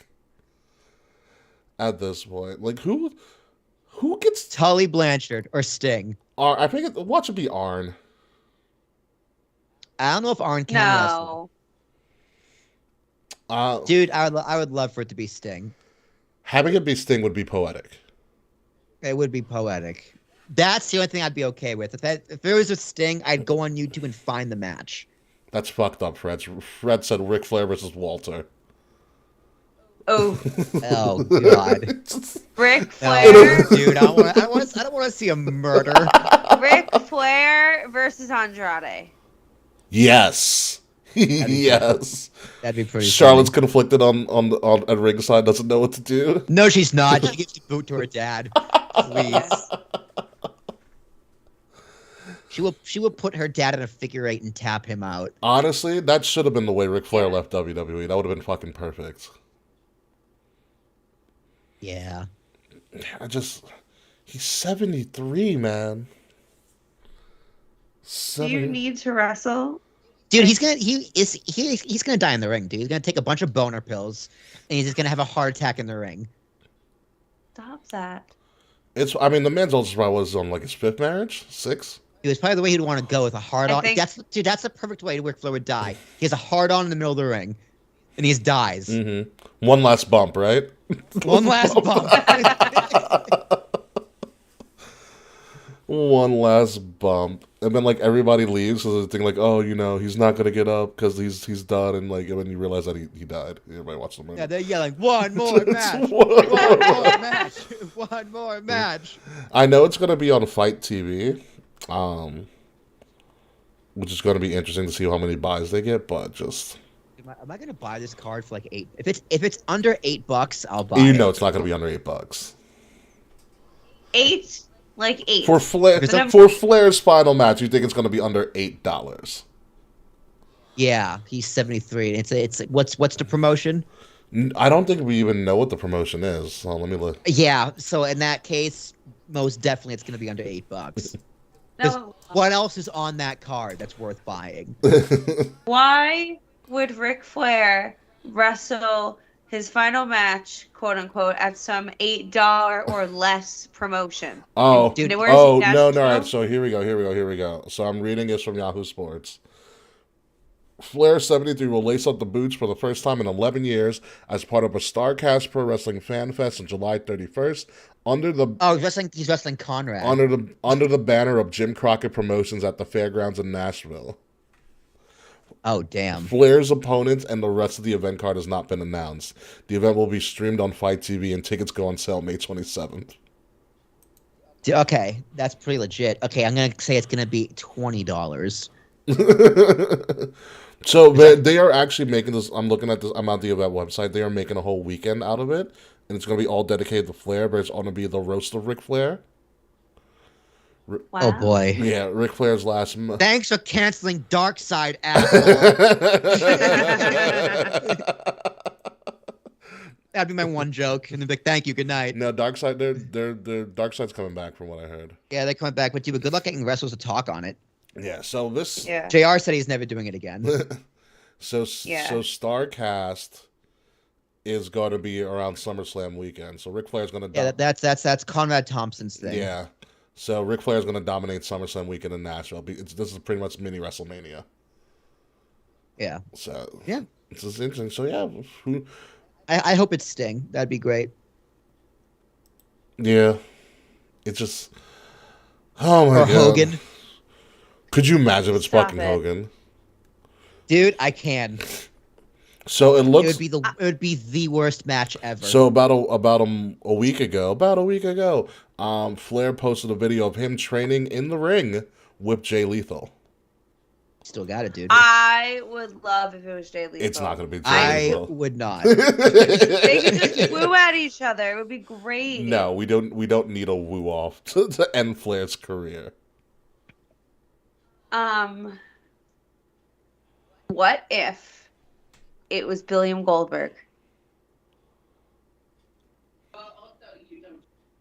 No. No. I I was just waiting for someone to say something. No, it's not gonna be. Moving on. So there were rumors and speculations, which I found really fucking comical because it came from fucking Meltzer. But Roman Reigns was going to take an extended leave of absence from performing in WWE. The big rumor I heard from somebody not named Mr. Wild People, it's obviously named Zach Razika, was that he was going to take a maximum of 10 weeks off during the summer, which again I found fucking comical. The reality of the situation Not a is chance. that Roman is learning what Brock Lesnar learned. You're the champion. You're the top dog. Why the fuck are you doing these dumbass house shows when they don't mean anything? That's so Zarian got it right. Yeah. Where he said he's just gonna be off house shows. He's not gonna miss TV. Not a goddamn No. chance. But if he you wanna doesn't look- have a freaking tricep on his right arm and he's still on TV.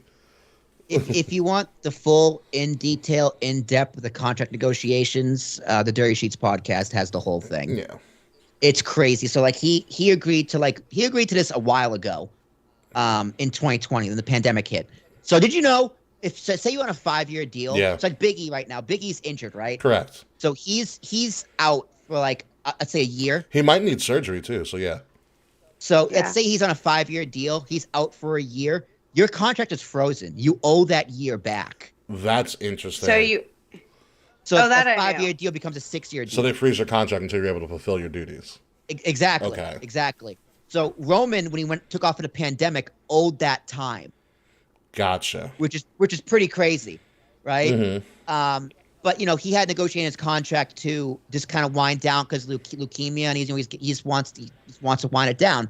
So he had in his contract to not do house shows, and it got pushed back Until the time came, and now he's not doing house shows. And it was supposed to be like a few weeks ago, like after WrestleMania, and then he extended it for he was going to go on like a trip to Paris with his wife. Oh, okay. And then that got cut down to a weekend because he wanted to do the European house shows, the one last loop. Yeah. And then now it's gone into effect. Oh, okay. If you want more details and like the hows and whys, go listen to Billy Body on the Dirty Sheets podcast. Listen, he doesn't need to do these house shows anymore.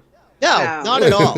Like he's not gonna have a Brock contract where he's on TV for like the Big Four. He's gonna be on TV permanently. Yeah, he's just not doing house show loop. Yeah, which is fine. Give the man a fucking break. And he might do the big ones at MSG. Yeah, or like what Brock does. Major like what Brock does. Yeah, the major ones. The major markets. He will show up for those house shows, but you don't need to do like Corpus Christi, Texas anymore. Yeah, dude. Hey, he deserves it. Yeah, he deserves it. House shows are usually for the undercard and the mid card that need to work on their craft. Usually. Yeah. Usually, unless you have somebody that's super hot like Cody Rhodes, who's going to be working every house show till the fucking cows go home, because that's also what Cody does. It's kind of like this is what he wants to do, and also what Cody wants to do too. Yeah. Dude, did you watch Sideberg on Cody? Did you watch Cody's Austin podcast? I did not have been dying to. It's great. I was just like, what I got from it is like, oh, Cody, pardon the pun, was on a crossroads. Like his decision to leave. Yeah. It was just like his crossroads was, do I want to be an EVP or do I want to be a wrestler? And he said it perfectly. If I was 45, EVP would have been perfect for me, but not when I'm 35. Perfect. Yeah. So he chose wrestler. Yeah. I mean, it makes sense. And now he has somewhat of an idea of what an EVP, what it takes to be an EVP now. So. Yeah. It's good. Which he admits is completely useless. All that learning was just completely useless for now. Well, man, kudos to him. That motherfucker is the hottest babyface in the world right now. It's wild. But Dave Meltzer thinking Roman Reigns was gonna like take off the summer. I thought yeah. With both titles, I was like, dude, come on now. Even Brock's not that stupid. So no. I did my podcast with Zarian the other day, shameless plug, which gets released on Talk and Tashik feed next Wednesday. Perfect. Mark your calendars. And we were talking about like Meltzer and like breaking stories and like sources and everything. Well, that's like his boss now, right?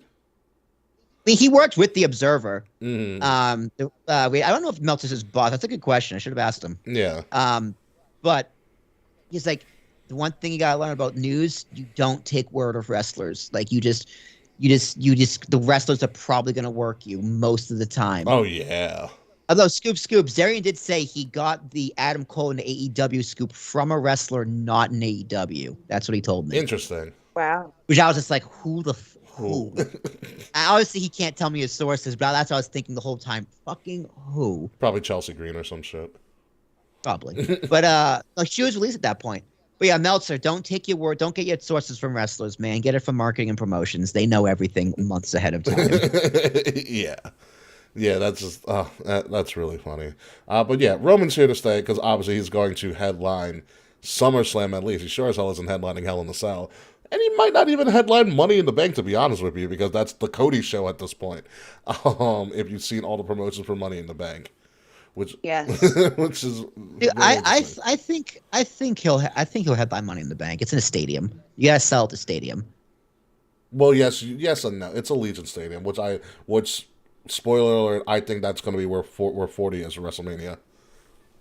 Oh God, dude, I'm there. I don't care how much money it is in Vegas. WrestleMania in Vegas. I'm gonna bet the house on that card. Bet your life savings and walk away with an apartment complex to rent out. Like, dude, I'm gonna make so much money betting on wrestling in Las Vegas if it's a thing. I bet you, no pun intended, but that's probably gonna be the worst WrestleMania to bet on.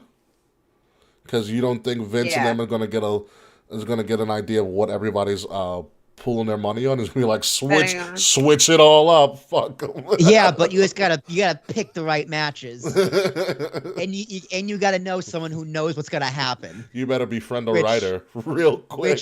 Which I can get access to. You better befriend a writer real quick.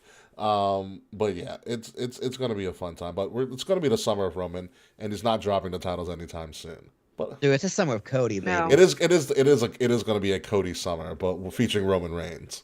Hot Cody summer, honey. Hot Cody summer. I am dreading the 4th of July. Why?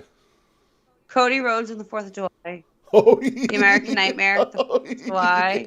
Well, is It's Money in the Bank on a Saturday or a Sunday? It's Saturday, It's a Saturday. And it's July 4th of July 2nd or weekend. 3rd. I know it's 4th of July weekend, but I think Money in the Bank is July 3rd. Let me tell you right now.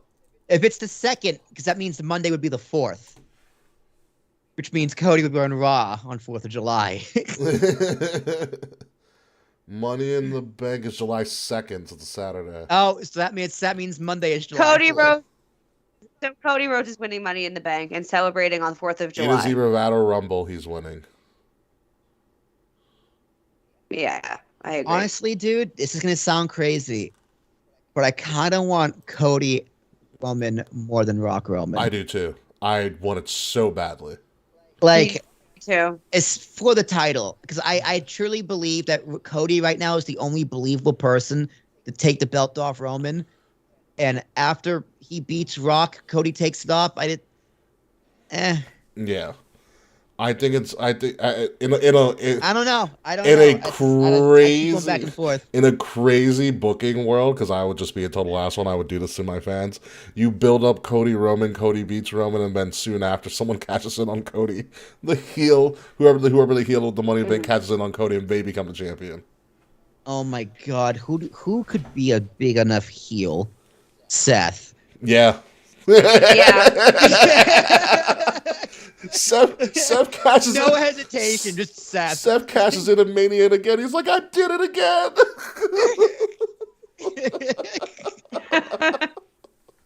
Honestly, dude, With I that truly fucking think laugh. He takes That would He work. takes 2 belts and starts swinging them around. His wife did it. He can do it. Oh, that would be such a beautiful. That'd be a beautiful fucking ending. dude, I love Seth Rollins. I know there's a lot of haters out there for Seth Rollins. I'm not one of them. I love Seth Rollins. It's so Me too. good. He's out of his mind. He's just so good at what he does. Anyway, I could see Kevin Owens doing that too. Yeah, Kevin Owens is Me pretty. too. Kevin Owens is going on a monster run. I think him and Sammy are getting back together, but that's another theory for another time. So, I hope so. but let's pivot a little bit. To Kae Murphy, it's your time to shine right now. So you were at the the first round of the Owen Hart Foundation tournament or whatever that. Yes, it was the opening round of the Owen Hart Foundation. Live on Long Island at the UBS Arena, where Kae Murphy got tickets to. So tell us about this experience. Your second time in AEW. Well, third, right? Third, correct.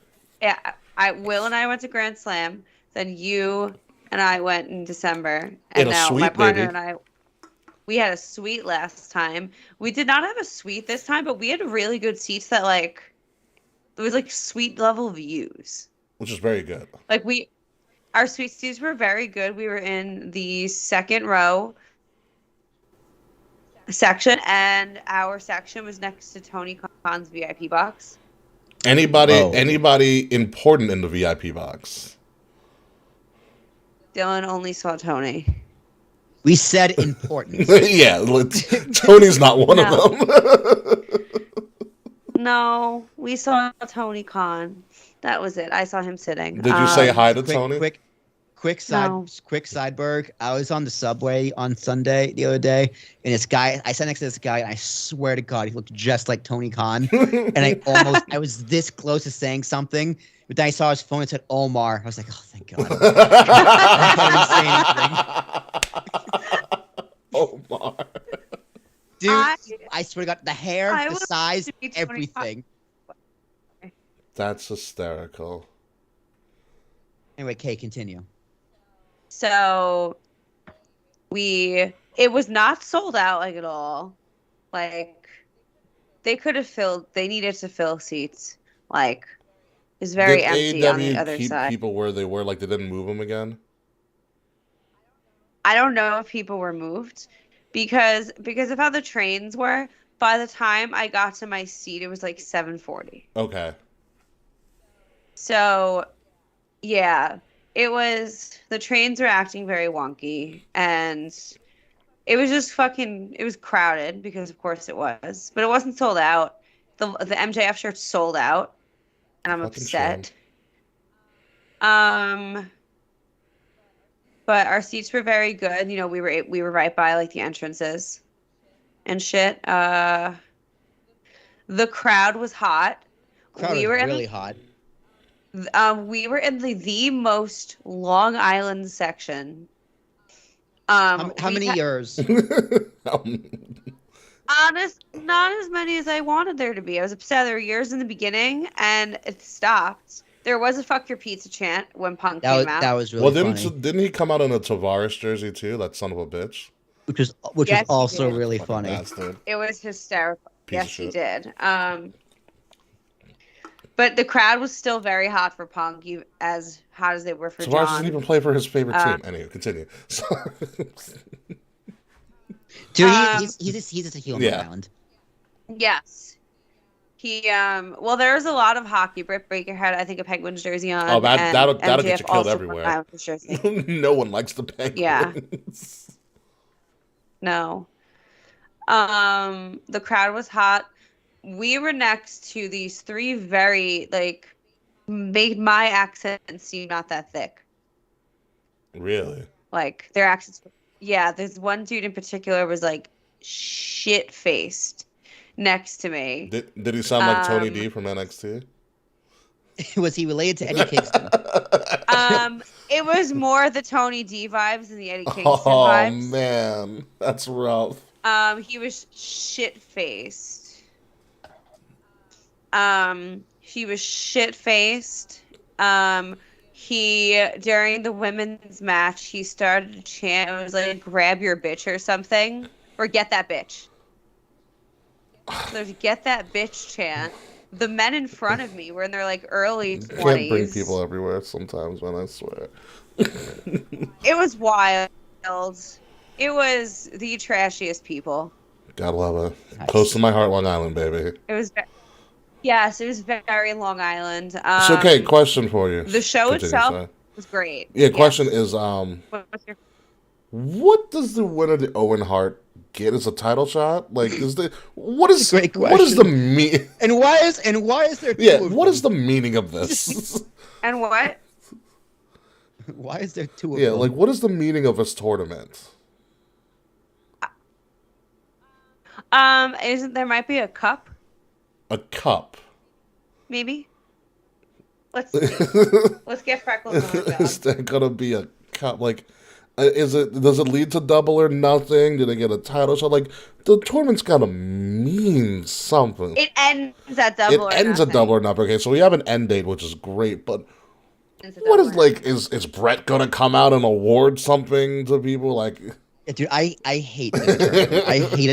It's so stupid. also, like, are there rules to every match? Is like, what didn't Darby and Jeff do like an opening match for a tournament, and then they were like jumping off of shit? That makes sense. No DQ. They cut it in a video package. Darby was just like, me and Jeff with the TK, and was just like, this is us. We're going out whether you want to or not. Might as well just make it no DQ. And Tony was just like, all right. All right, I was like, all no, right, that's okay, great. Cool. I think that's Okay. great. Like, that's amazing. That's great. The match is fantastic. It's just like this tournament is just fucking stupid.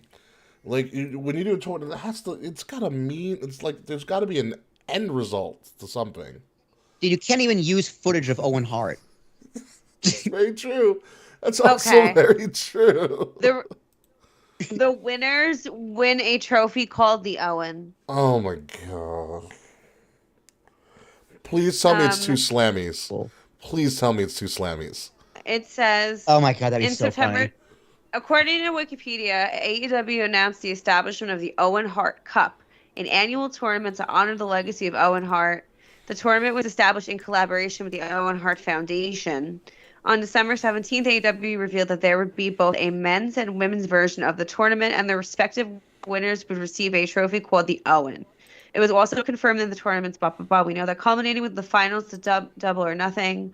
In deciding why there would be both a men's and women's tournament, Tony Khan likened it to Wimbledon, which also has both men's and women's Tony, tournaments. stop it. So Tony Khan, won. no. Tony Khan, go Hey, home. honestly, I didn't know that. I am less mad that there's 2 tournaments now. He likened it to Wimbledon. Did he also like? I mean, I wouldn't say that, but I mean, Yeah. I think it's a stretch. But I like the idea that okay, I did this because Wimbledon does. I think that's a cool But idea. you know what other tennis tournament does it? Every tennis tournament has a men's and women.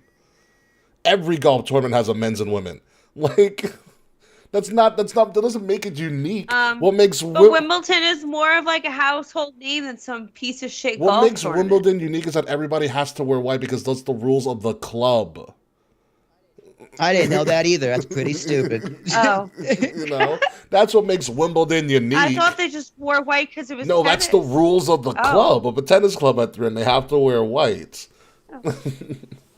But how do you know which one's home and which You one's don't. away? Is that Djokovic? I don't know. You don't. You know, it's a tennis club. Like, that is because Wimbledon has a tournament. It's gonna be like, no, it's not. I swear to God, if the Owen Cup is just them with like big ass cups that they give them, I can lose it. I want the actually. It's a 7-Eleven big golf. I want the Owen to be the brass ring because it's a giant O. Oh my god.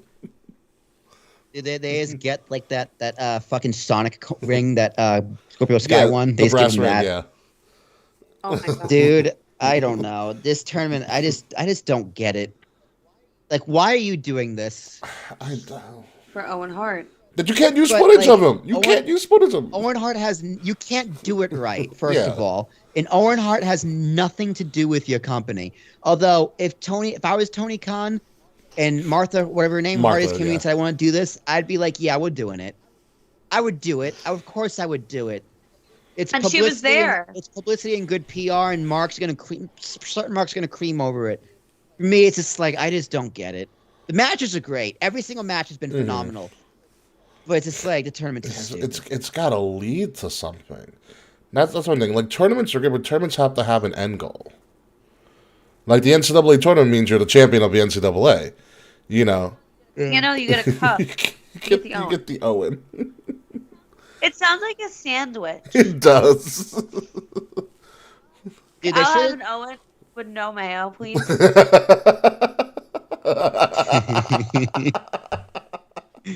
Sounds It's like great. They should have called the women's one the Owen tournament and the men's one the Hart tournament. oh my god. Oh, Together, it's the Owen Hart that would tournament. be really cool. That would be really cool. Dude, the winner gets to kick Bret Hart in the head. But he's wearing like a metal helmet. Well, actually, Mr. Fretz came up with a good idea. He commented and said the Owen should be just a giant rib, like a literal rib, because Owen used to like to make fun of people, so they should just give him ribs. Yeah, it's just a giant golden rib. A golden rib. Yeah. You can take a bite and it's made out of granite. Now I want ribs. I went to Famous Dave's the other weekend. It was great. Oh, Famous Dave's is amazing. So good. I haven't had famous days. It's in years. dangerous. All right, dude. The winner of the tournament has to come out as the blue blue blazer. That's your new gimmick. Oh, could you imagine the backlash from that? What if the Owen is the blue blazer outfit? It's the giant gold mannequin in the blue blazer Yeah. outfit. They can't use it. WWE owns the rights. Probably owns the costume Probably. too. Probably. Oh my God, the Owen. Oh my God. It'll be Yeah, fun. let's move on. We're about to end. It just leaves me the taste. It's like, wow, this should be in WWE. Yeah. Yeah. I mean, I get why it's not. No ill will against Martha Hart for not doing it. I probably wouldn't do it, but it should be in WWE. Yeah, that actually should be the new name of the King of the Ring tournament, and actually have it mean fucking something. But yeah, I guess That'd be cool. We're about to wrap up when it gets to be the DLC in the new AEW game. That would actually be interesting. If That game is gonna be. You know how much money they've lost on that game? the graphics don't look that great either. I'm not gonna lie. They've lost like $100 million. And I believe that's why game. Kenny's not back, because he's working on the game. Dude, Yeah. this company is so bad at making money. Like Yeah. it's crazy how bad they are. They just can't. Did you make money. see the first look at like the character models and stuff? Does it look like ass? They look. Yeah, let's do a live reaction. Yeah, Tell me. What's the game called? It's an unannounced AEW game. Just look at. AEW video game. When I go Fight Forever. It's called Fight It's called Forever. Fight Forever. Yeah, which is a great title, by the way. Video game. Was it sample footage? Or first look. I found the early gameplay from IGN. Yes, because it did release on IGN officially. It's like it's Statlander versus Naya, right? Oh God. Oh, okay. I'm looking at the development update. Jungle Boy reveal. Oh, that's new. I have not seen the Jungle Boy reveal. Yeah, this was actually last year. Oh no, there's a new one with Statlander. Okay. 2 weeks ago, AEW Fight Forever dev update. Oh, Chris Statlander reveal. Yeah. Let's see what we got. Oh God, her face doesn't look good. Actually, well, hang on. No, it looks okay. It looks okay. I mean, WWE clearly looks better, but it doesn't look bad. I think it looks. Oh, well, now they're fighting. Now they're in the ring, and it doesn't look good.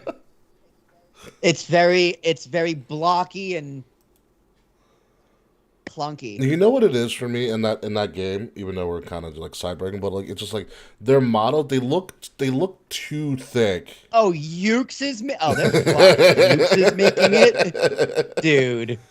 All right, we're gonna side break for. Let's look up Ukes. What games have they Most made? of the WWE games of the last decade. Yeah, that's a problem. Well, Ukes was the ones that made them good, and then Ukes was the reason that 2K20. Oh, they've done like all the retro wrestling. Yeah, games. but the problem was, you know why 2K20 was so bad? Because Ukes wasn't a part of it. Oh, that's right. They used to be THQ. Yeah. Yo, I forgot they were THQ. That's why 2K20 was so bad, because Ukes didn't do a game. It looks really bad. They're too thick, the models, I think. It does look bad. Yeah, it doesn't look good. It doesn't look good. I mean, it's still early development. So, Yep. Let me get a gameplay footage trailer once it's legit. Yeah. So let's see. So let's pivot again to our final subject, obviously our future shock, which we try to predict what might happen in the future of wrestling. And today we're going to be talking about Hell in a Cell, because Hell in a Cell's in like 2 weeks, and there's only 2 matches on the card. We have Asuka versus Bianca Belair, who we didn't know that was going to happen, for the Raw Women's title, and then we also have the only Hell in a Cell match, and the only rivalry that deserves a Hell in a Cell match, in my opinion. Cody Rhodes versus Seth Rollins 3 Hell in a Cell, which I believe should main event. But the question is, for this future shock, what the hell else is on this card? Oh, fuck you. Why are you doing this to me? I'm gonna say Edge and Balor versus Priest and Edge. You cannot. You know what I mean? AJ and Balor versus Priest. versus Edge and Priest. Ronda versus. Definitely not Sasha at this point. Ronda versus Lacey Evans. Ronda cuts a promo.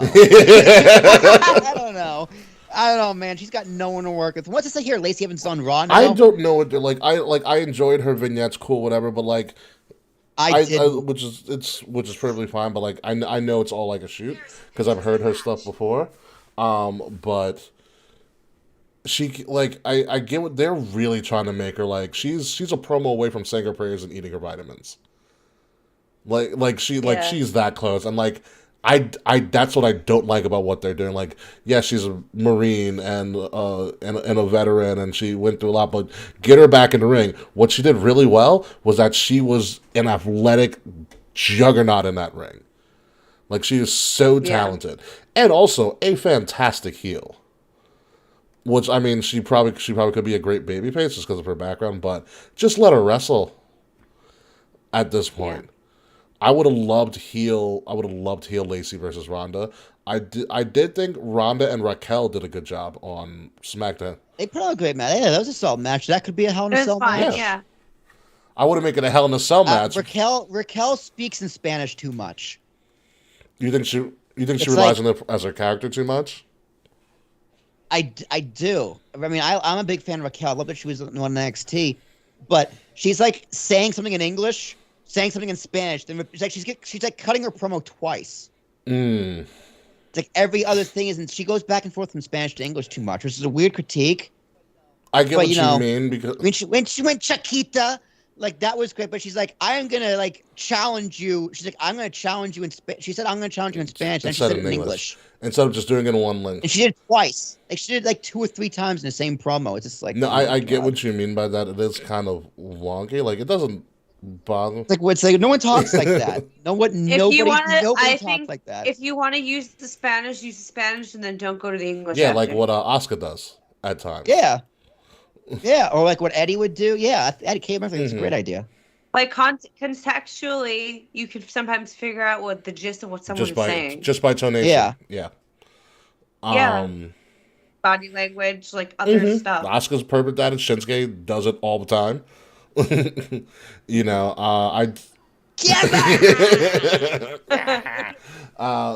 what he's actually saying is he's actually saying something else in Japanese. We just don't know what it is. Yeah. I do like what I remember with NXT when she was in NXT. They did like a press panel. They did like a live stream of all the top champions on a press panel, and they had Raquel was women's champion at the time, along with Karrion Kross as the men's champion, and they had all the top NXT stars, and they did press from around the world, and so we had somebody from like Peru or somewhere from South America in a Spanish-speaking country ask Raquel a question, and she answered in Spanish, which I thought was really cool, and then she just translated for the sake of doing it because they were on a live stream to get people to understand. But I thought that was a cool way of using the fact that she's bilingual. Like you. That like makes you don't sense. use it. That like makes you total don't sense. use it often. But when it calls for it, you can do it that way. I also like the idea of them doing more press conferences, and I thought that was a really good unique way of cutting promos, especially for NXT talent. And I wish they would do that on WWE. Raquel should just like start cursing in Spanish. Everybody knows it's cursing. It's like going crazy at them, like like housewife crazy with a chunklo and like a freaking slipper and fucking hitting people. Yeah, and she is, and it just goes crazy and it's like speaks the whole thing in Spanish. I'd go like, wow. You've got to fight Braun for that, so go right ahead. Yeah. Good luck with that. No, I'm not gonna do that. See, I don't know what else is on this card. Dude, I've been thinking while we've been talking. I can't think of anything.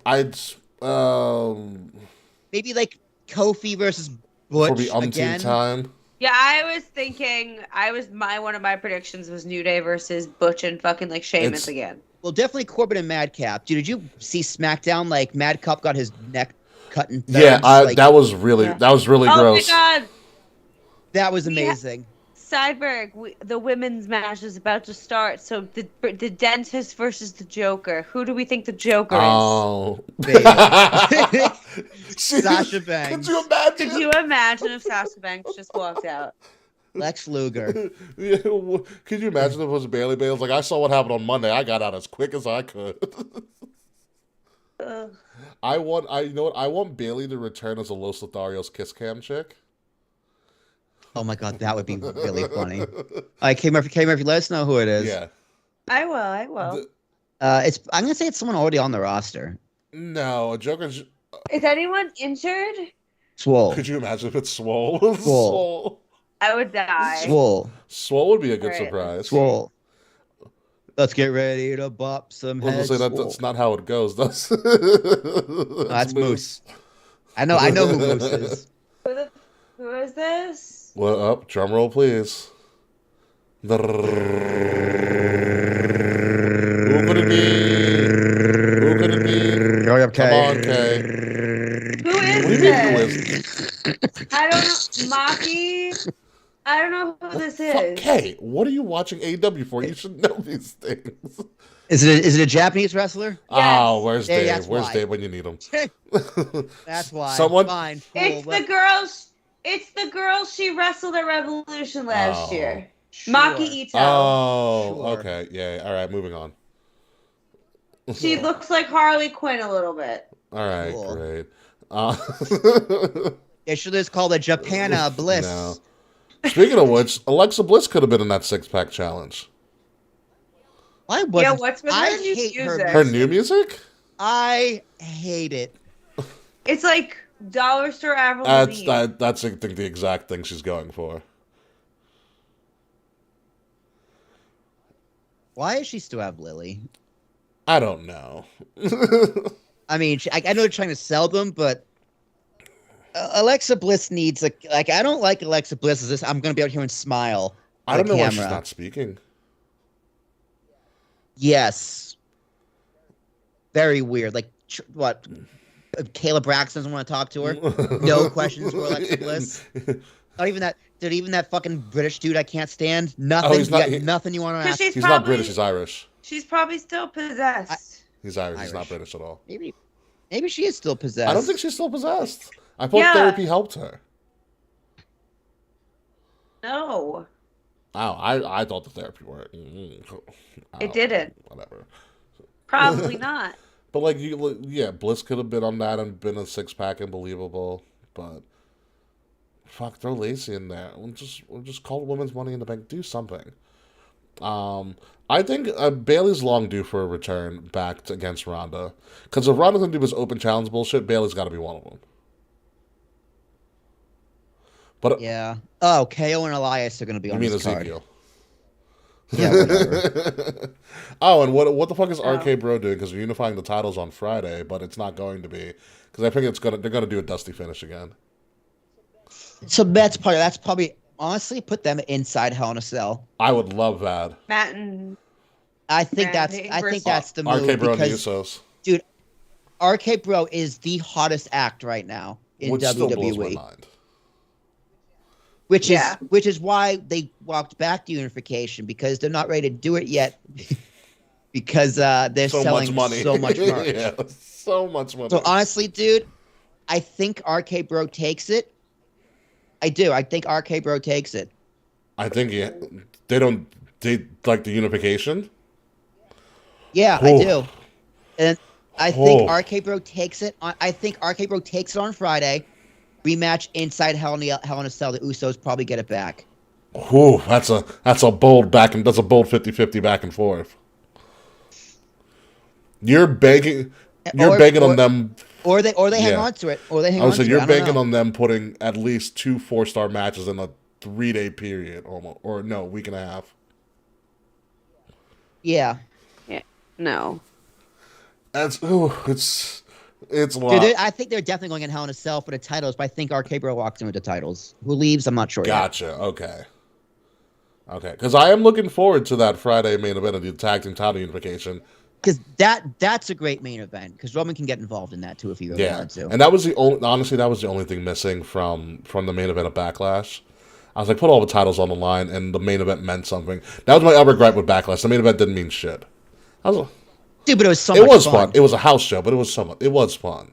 But I wanted it to mean you have all those titles, and you're not going to put anything on the line.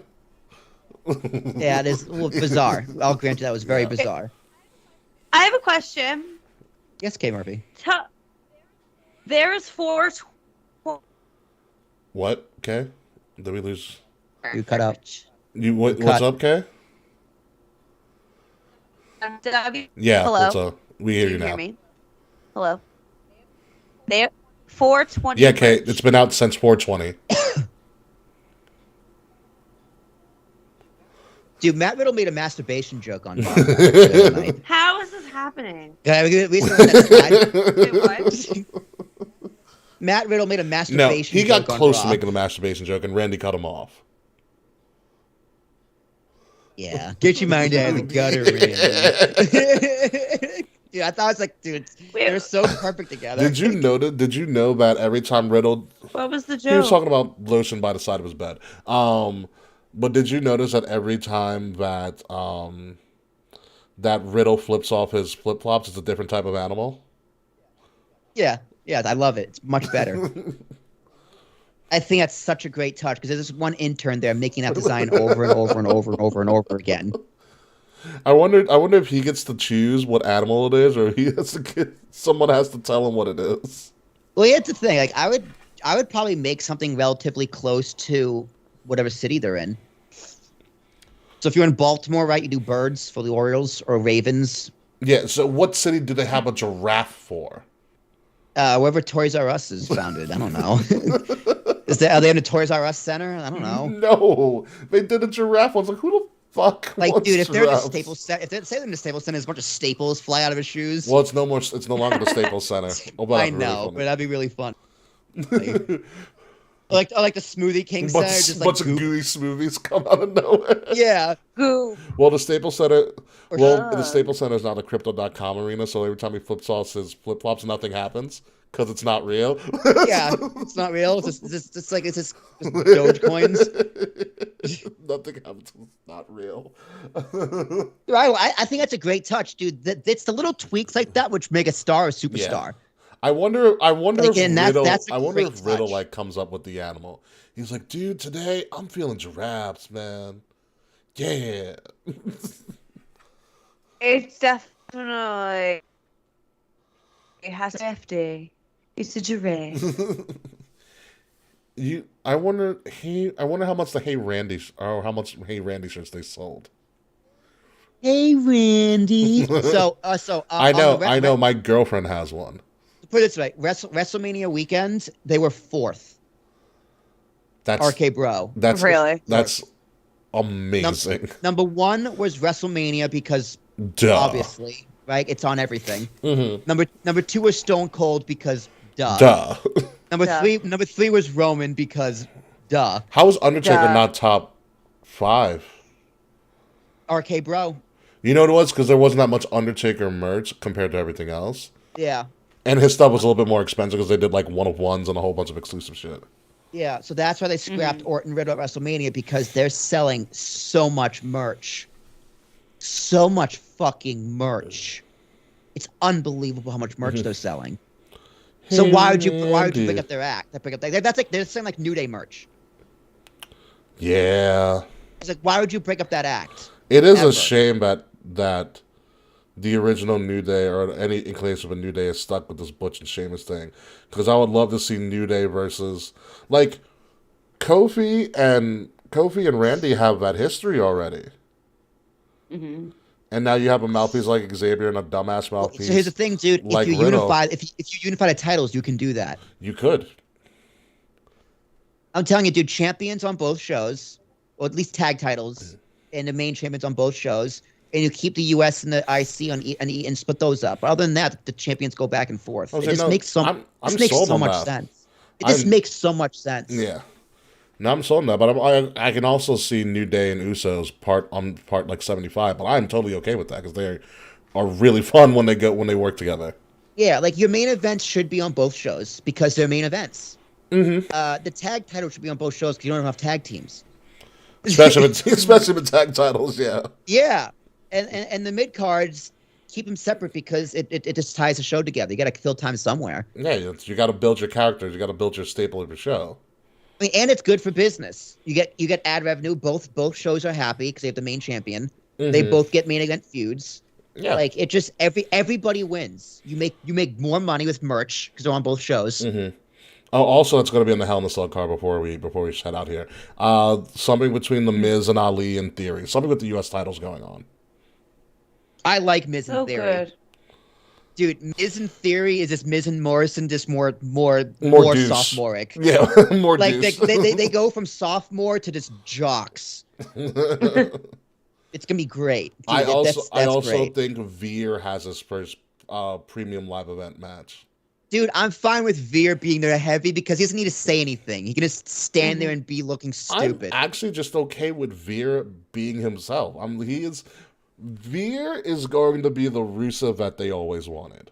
I mean, he's getting cut from Hulu Raw, so I have no idea what's happening. Yeah. But I I've not seen wish him. I saw them on Hulu Raw. I'm kind of mad I didn't. Kevin Owens was on Hulu Raw either. I wish he was. Kevin Owens is wearing a Sami Zayn Forever shirt. Guys, am I gonna have to start watching 3-hour Raw? Yes. Yeah, Veer, I can't. they're using Veer like Rusev was in the beginning. So Veer's finisher is Rusev's finisher with just one arm. That's hilarious. Interesting. That makes me so happy. I'm like, the only thing missing is for Veer to come out in a tank at his first WrestleMania. Oh, Yanks win 3-2, baby. Ooh, close game. Garrett Cole 4-0. Finally, got it together. I was ready to write him off after that first 2 starts too. Not gonna lie. Oh man. But yeah, no, Veer's going to be good. I mean, that's the former $1 million arm. You know that, Will. Yep. Former $1 million arm guy. But I feel like there's going to be a lot of Raw and Hell in a Cell and less SmackDown because SmackDown's struggling. Also, why wasn't Sonya Deville in the 6-pack? She is now just a performer now too. Yeah, she had to get squashed by Alexa Bliss. Twice. Yeah. 2 weeks in a row. Which fine, man. Sonya will build herself up. I mean, like I said earlier, I'm glad Raw- Sonya's back wrestling. The women's division does have depth. They're just not all there at the same time. But people like Sonya and Lacey help because they're good characters and they're good workers.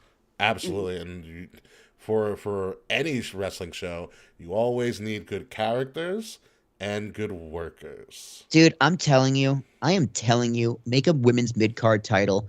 And if you want to one-up AEW, you I've have been saying Bret that Hart. for years. You have Bret Hart debut the women's mid-card title, the Hart title. Could you imagine? And Natalia wins the first. And Natty wins. No, Yes, and Natty wins. absolutely not. She eats that pin. All right. I mean, I think she drops like a Lacey Evans or fucking whoever. Dude, I think that is a great idea. You want to honor Owen Hart? Called the Hart title. That's how you can honor But Owen Hart, right? But there. like HEART. So that No, HART. I know what I said. The HEART is like too girly. Well, Martha would have a fit if it said HART title. You know that. Yeah, but they can use Bret Hart. You're gonna call a women's mid card title the Bret Hart title. No. You just call it the Hart title. After Bret Hart. The Bret. No, just the Hart title. I mean, Martha owns Owen Hart. She doesn't own Hart. Technically, Bret can probably give the rights away because it's his name, right? You can let someone use your name. Like their actual name is HART.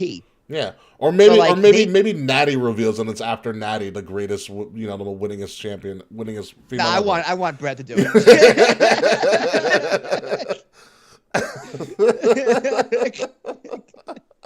I'm booking this shit. I don't care what makes sense. I'm booking this. It's my idea. Trust me, it'll go way better. Natalia can introduce Bret Hart, all right? That's fine. Oh my god. Natalia can be in the ring and introduce Bret Hart. That's fine. She can be there. She deserves to be in the ring. She does not reveal that title. That is reserved for the superior Hart. Oh my god! Yeah, Besides, she's a Night Heart. It doesn't matter. Let's wrap up the show. We're done. Let's wrap the show. Let's get the fuck out of here. Dude, that's a clip, all right? That is a fucking clip if I've ever seen one. You know what? Cut that and send it to me. I'm going to do something with it somewhere. Let's go home. Let's get out Jeff of here. Hardy's the main event 2 weeks in a row. He's still alive? Oh, God. The main event. We didn't even talk about him in Derby.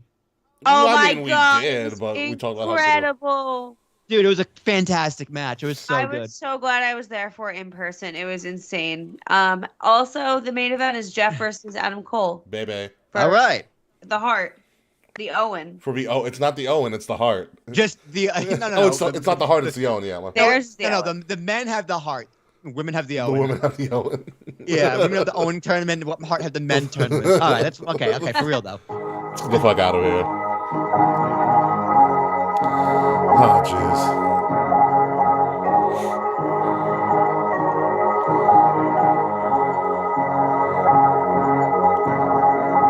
Ladies and gentlemen, you have been listening to Kings of the Rings podcast, episode number 292, card subject to change. With everything going on in wrestling, especially in WWE, and also in Ric Flair's life, there's a lot of things that are up in the air right now. But what is not up in the air is that we are here each and every Wednesday night live on Twitter, Twitch, and YouTube with a pre-show at 7:30 and the main show at 8 p.m. And anytime we're done with the main show, we do have a post-show, so please follow us there. Of course, I am your host, King Ricky Rose. You can find me at Ambassador Biggs across all social media outlets. You again have been listening to or watching Kings of the Rings podcast at KOTR _podcast on Facebook, on Twitter, on Instagram, on YouTube, on Twitch, on Discord too as well. Like, share, subscribe. Links to everything, including our merchandise, are in the description below, as well as the links in the descriptions to our network handle, Wrestle Addict Radio, where you will listen to us wherever you listen to all of your podcast stuff. And follow Wrestle Addict Radio at addict_wrestle on Twitter and Wrestle Addict Radio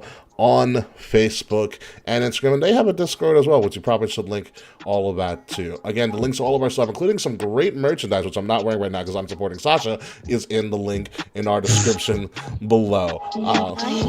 Without further ado, Will Tarashak, what you got for me? Ladies and gentlemen, my name is Will Tarashuk. That is T as in Thomas, ARASHUK. But y'all already know that I spell my name in every single podcast I do because it's a fucking habit I can't get rid of. But speaking of other podcasts I do, Talking with Tarashuk airs every Wednesday morning or noon. I don't know. It airs every Wednesday. Fucking listen to it. Next week, I got Andrew Zarian on. Yeah, so yeah. If you're a fan of Matt Men podcast, the news industry, we talk about how he got involved with Meltzer. Frets, I did ask that question. Good. He kind of sidebergs, which was amazing. We talked about wrestling business, fans, marks, how awful Twitter is, and then this podcasting. It's a fantastic interview. Shout out to Andrew Zarian for doing that again, and he's coming back this summer. It's going to be a great time. Nice. Kae Murphy, an alumni of the Talking with Tarashuk podcast. Yes, I am, and I've actually never worked with Zarian before, so that will be interesting. He's an amazing time. Oh, he's lovely. He's great. I'm This is on excited. YouTube. Talking with Tarashuk. Yes. T as in Thomas, ARASHUK. And yeah, I'm high. Jeff Hardy's getting the shit kicked out of him by Adam Cole. I was about to say, you are really high right now, aren't you, Kay? I'm really it's been like a really like long week. Like I haven't been feeling well. Like so like I've been like I woke up this morning is feeling fucking terrible. I'm all like congested. My whole head is just you can see my nose is red. So I would like to lay down soon. But you can find me and my stuffy nose across all social media at the Kae Murphy, THEKAE Murphy. Also, it's almost June, y'all, so you know what that means. Look out for some Pride shit soon. Yeah, that'll be in development. We'll probably get some news out of that, hopefully within the next 2 weeks or so. But until then, folks, when we come back next week, or if we decide to come back, we're going to be talking a little bit more about Hell in a Cell, whatever the fuck happened with those tag titles, including the men's and women's tag titles, and if the Owen Heart tournament or the Heart of the Owen or whatever the fuck it called means anything in the long run. So we have a lot to figure out, including who Flair's final opponent's going to be. So until then, folks, goodbye, good night, and the one person I hope was Flair's opponent so we can chop the shit out of him is Slack, because fuck you, Slack. On to the post show. We'll see you next week.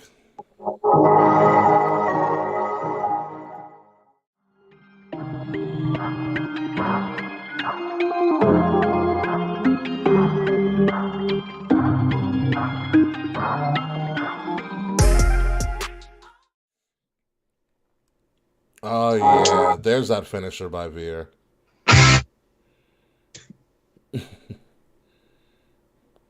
Also love KO. Welcome to our Tip of the Crown post show, where we feature some of the funniest and really interesting tweets from this past week in wrestling, including Kevin Owens dressing up like Becky Lynch and Sasha not wanting to put Brock over on an unadvertised match. Thank you, Dude, Paper Bump Podcast. I'm so mad that was on Raw. Fucking Kevin Owens. Right. Wait, what? I'll be right back. I gotta go to the bathroom. What, Kay? What happened with Kevin Owens? Oh, you'll see. Kevin Owens took Becky's weird sunglasses and put them and put them on.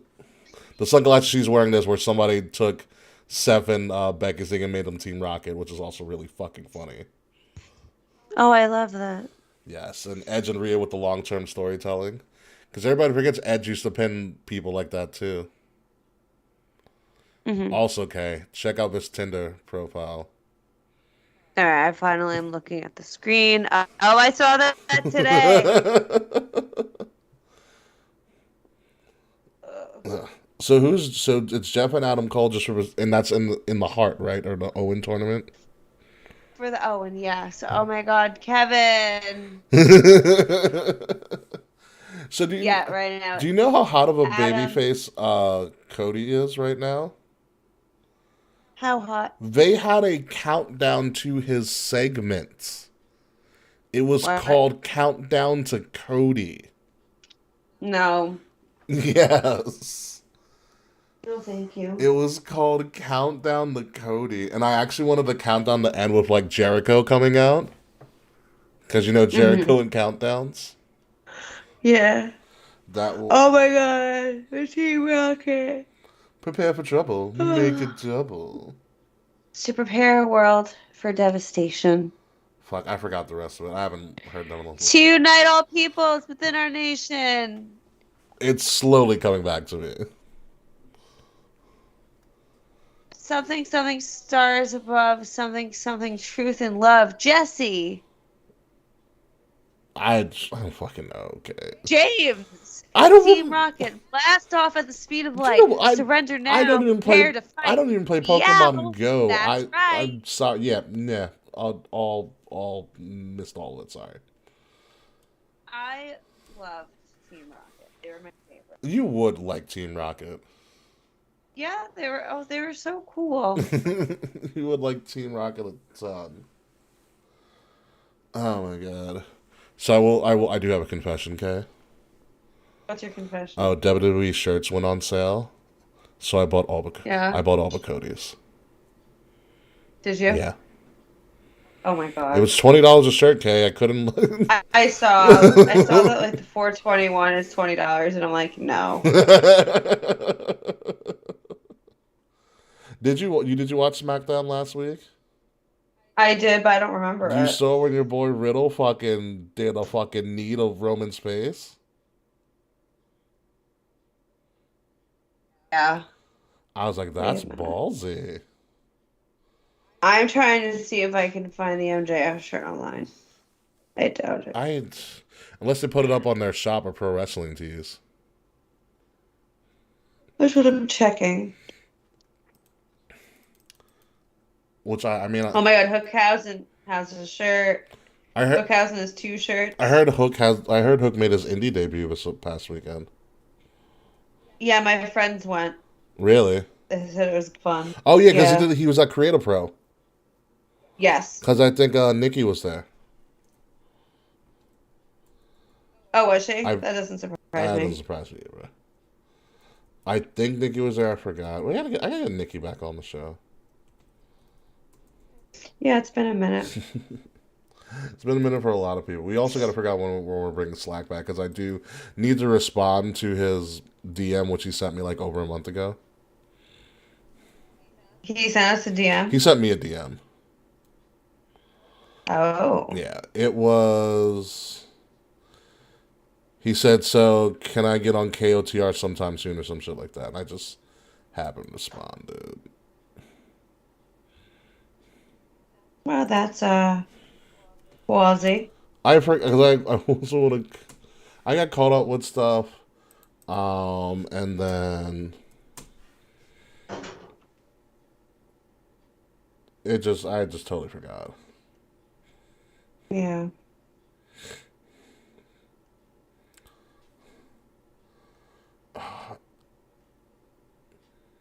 Can't find it, can you, Kay? No, I'm looking. I'm on Pro Wrestling Tees. It's not there. Yeah. It wasn't on AEW's website. It looks like it's just an event t-shirt. But I hope they have it again. I'm surprised it doesn't make it an actual t-shirt. You know what I mean? Yeah.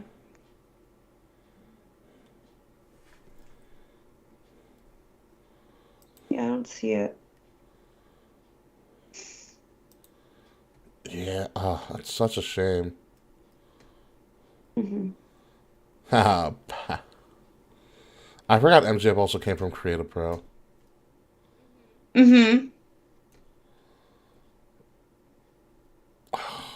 God. That sucks. Let me see. Yeah. Sold out. Damn. Mm-hmm. God damn it, MJF. Who the hell did a portrait of MJF? All right, what are we bumbling about? MJF. What about him? No, about how we can't I find his wanted that shirt. shirt. Did we ever show you his shirt? I don't think so. No, I was in. It might have been in Discord. It might. Yeah, it might have been.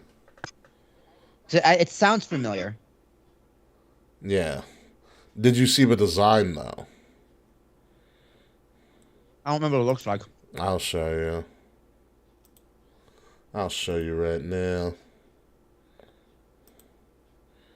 Hmm.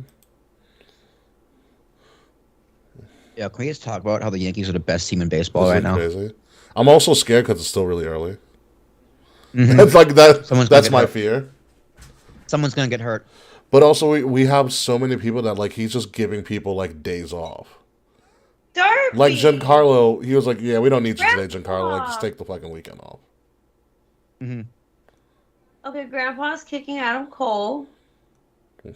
Judge, you're playing every game. Fuck you. You didn't take the money. You're playing every game.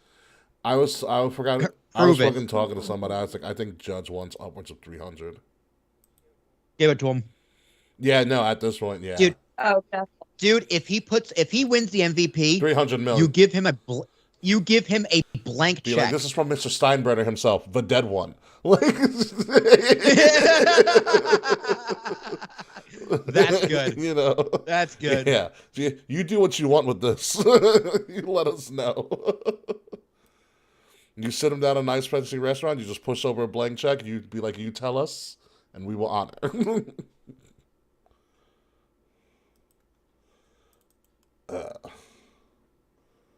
So wait, Will, is it your brother's having a wedding? In October. So whose wedding was it like, or is your My friend was Chris. that this weekend or last or? Last weekend. That's why you didn't pick up because I was like, I thought what was available, but I told so my bad for texting you. Oh no. Weekend before. Oh, Yeah, it was May gotcha. 8th. Yeah, like May 6th or 7th was May 6th was the wedding. Well, no, my brother was in town. Oh, okay. So my brother's birthday is next week. So his fiance surprised him for his birthday in Brooklyn this Gotcha. weekend. I just sent to your phone the MJF design. So we went to Desert Fest. The fuck is Desert Fest? Like they call it sludge metal. Okay. That was the kind of music. It was like metal, heavy metal, some death metal. Mm-hmm. Like Kae Murphy, you know Baroness? I know of, but I don't listen to them. They had lines. That's Okay. the only thing I can think of that you would know. Man, my brother loves like music that screams at you. Ah, gotcha. Like Kill Switch. Mhm. Kill that. Switch is so good live. Kill Switch is amazing, but it's like that. It's even heavy. He likes heavier than Kill Switch. Kill Switch isn't that. I don't think Kill Switch is very heavy though. That is a pretty great T-shirt. Isn't it? I needed it. I was like genuinely upset when I couldn't get it. They should have matched. They should have had one for every person in attendance. Yeah, like they should have just been like, upon checking you in, okay, what size are you? And then are you from Long Island? They give you a bacon, egg, and cheese and a shirt. Well, dude, like I said, AEW is just really bad at making money.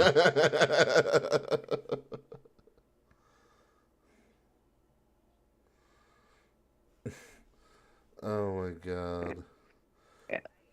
It's crazy. Like, It's crazy. I- I can't remember, you're totally right. They should have had enough shirts there for everybody to buy. yeah. Because the thing is like Long Islanders come out to help to support other Long Islanders whether we like them or not. Like if you become famous enough, Long Islanders will come and support you. Just to be like, oh, that person's from Long Island. Is supporting the local economy. And only people from Long Island Yeah. will do that. Yeah. Pretty much. That you're You guys are guys from these shitty, scummy people. But goddamn, are you loyal? If you make it and we find out you're from Long Island, you've got the following, no matter what. You have a fan Yeah. life. Yeah, dude, I love trashing on Long Island, but some of my favorite people in this planet are from Long Island. There's a lot of like famous Long Islanders, especially when I went around UBS. Like, oh, that motherfucker's from Long Island. Oh shit.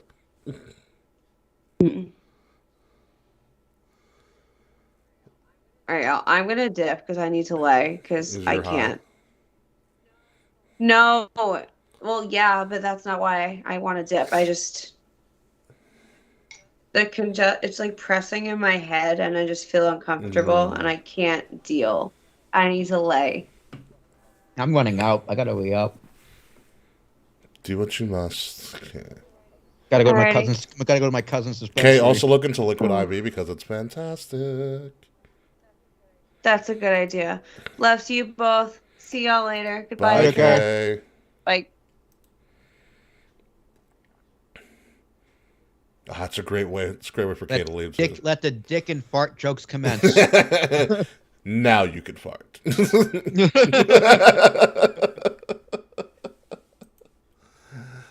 Oh man! All right, so I was looking up. I was on the merch store, and I was looking through some of the new designs that we can do. So what I decided to do is like, and what I'm gonna be doing for everybody else is I did mine and I think I did YLPs.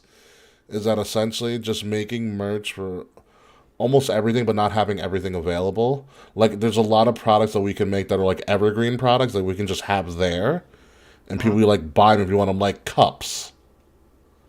You know what I mean? Like cups and water bottles and tumblers. And all that random shit. But like long sleeve shirts, I wouldn't be putting out right now this time of year. No, it's too warm. Exactly. But beach. Then again, wait, do we have a limited number of things we can put out? No, not at all. Unlimited. So put them out, because you don't know what part of the world people order from. True. Very, very true. Because Like, what if someone from Canada wanted one? It's still cold in Canada. it's always cold in Canada. That's what I mean. So, yeah, if there's no limited things you can put out everything. You kidding me? Yeah. We're WWEing the shit. We're putting our name and face on fucking everything. There are crop hoodies available now too, by the way. Put them up. All right, Put I've 'em already up. made a couple. You never of know. them. You never know who's gonna want one. Have like the blue meanie like sponsor our shit. You never know. Because I totally forgot that I had made our Meat Slapping Majesty shirts like Patreon exclusive, so I made them public now, so everybody can buy them. But Yeah, they should have always been. It should always be where anyone can buy them. so there's pint glasses. Like, would you want a Willie T pint glass? Yes. Because you drink out of it every day, wouldn't you? Yes. I gotta make your Willie T pint glass. Did I make a mug for you? I gotta double check. Mug, stickers, hoodies. What else do we have here? There's a bunch of random ass shit. The slides are very interesting. Slides, backpacks, crop tops. We can even create digital content. Like, we can create NFTs. I don't know why we do that. I would make an NFT of Slack. Like a big fuck you Slack, be like a 1 of 1. That'd be pretty funny. I'd buy it. You'd be the only one to have it. There's wine tumblers, iPhone cases, which I've never designed because I was like, iPhone. We can design AirPod cases if we wanted to. Do it. AirPod. Do it. Everything, Ricky. Everything. AirPods grip. We can create a grip rings. Yeah, everything. Do it. What else do we have here? I don't care what it is. Do it. Do you want all of You it. want joggers too? All of it. Jock strap. All of it. Sucks. I will put my logo on a fucking condom. I do not care. If someone will buy it, I will put my logo on it.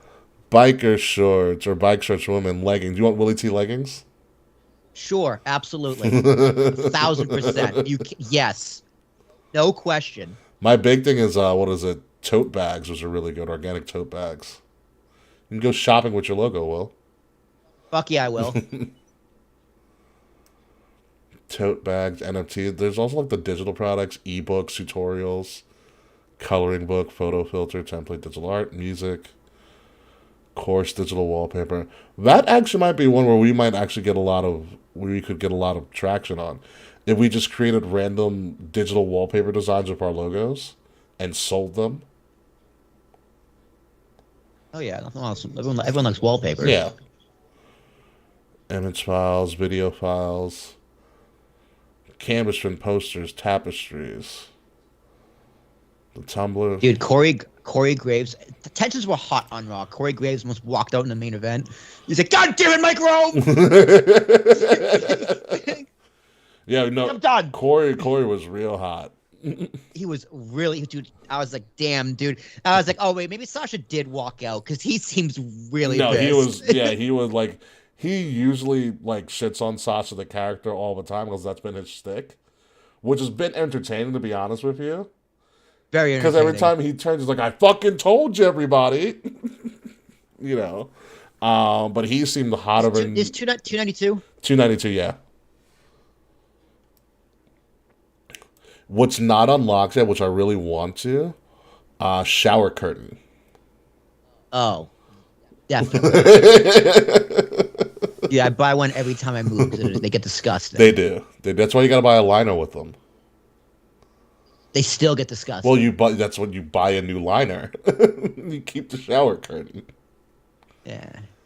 Beach towels. I think your beach towels available right now. Dude, they should always be available. If someone wants to listen to us in Hawaii. Do you want a Willie T yoga mat? Will I get you into yoga? No, but someone will buy it. Yoga mats. I gotta see how your logo looks with a die cut sticker. If it's like a sticker to your shape of your design, it actually might work. Accessory pouch, digital art.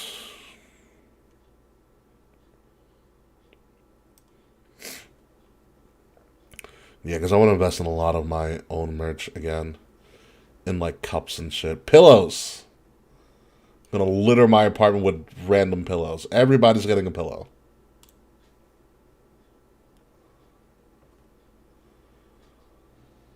Yeah, that's everything. What else haven't they done?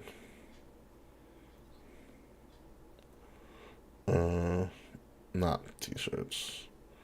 Crown. Bathing suits, leggings. Oh, now we can do the slides in different colors? Son of a bitch. Are we still live? Huh? Yeah. We're still live. That's why I'm like kind of talking for the sake of talking. Who the fuck is messaging me? Yeah, we're still live because someone who's watching us just texted me. It was like, pillow fight? As I mentioned, everybody's going to get pillows. Dude, I would kill everybody in a pillow fight. Just take off my glasses and swing for the fences. And I would go after Mr. Fretz first. No holds barred. I will put thumbtacks in my pillow. Just go at it. That's amazing. All right, 292. I'm uploading the audio. Okay, and then I'll upload the video too as well. Oh my god.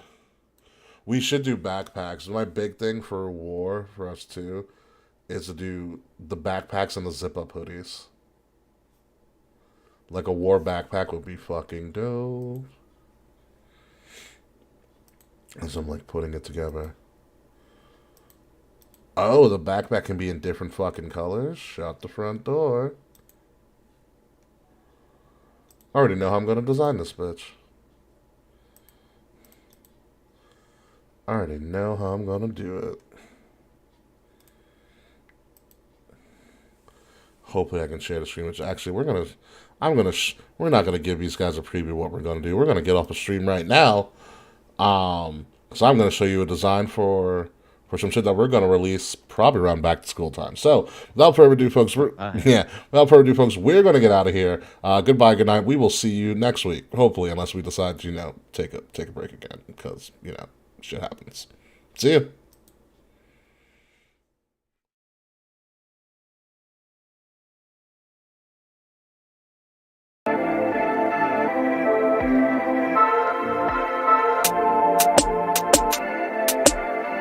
Midnight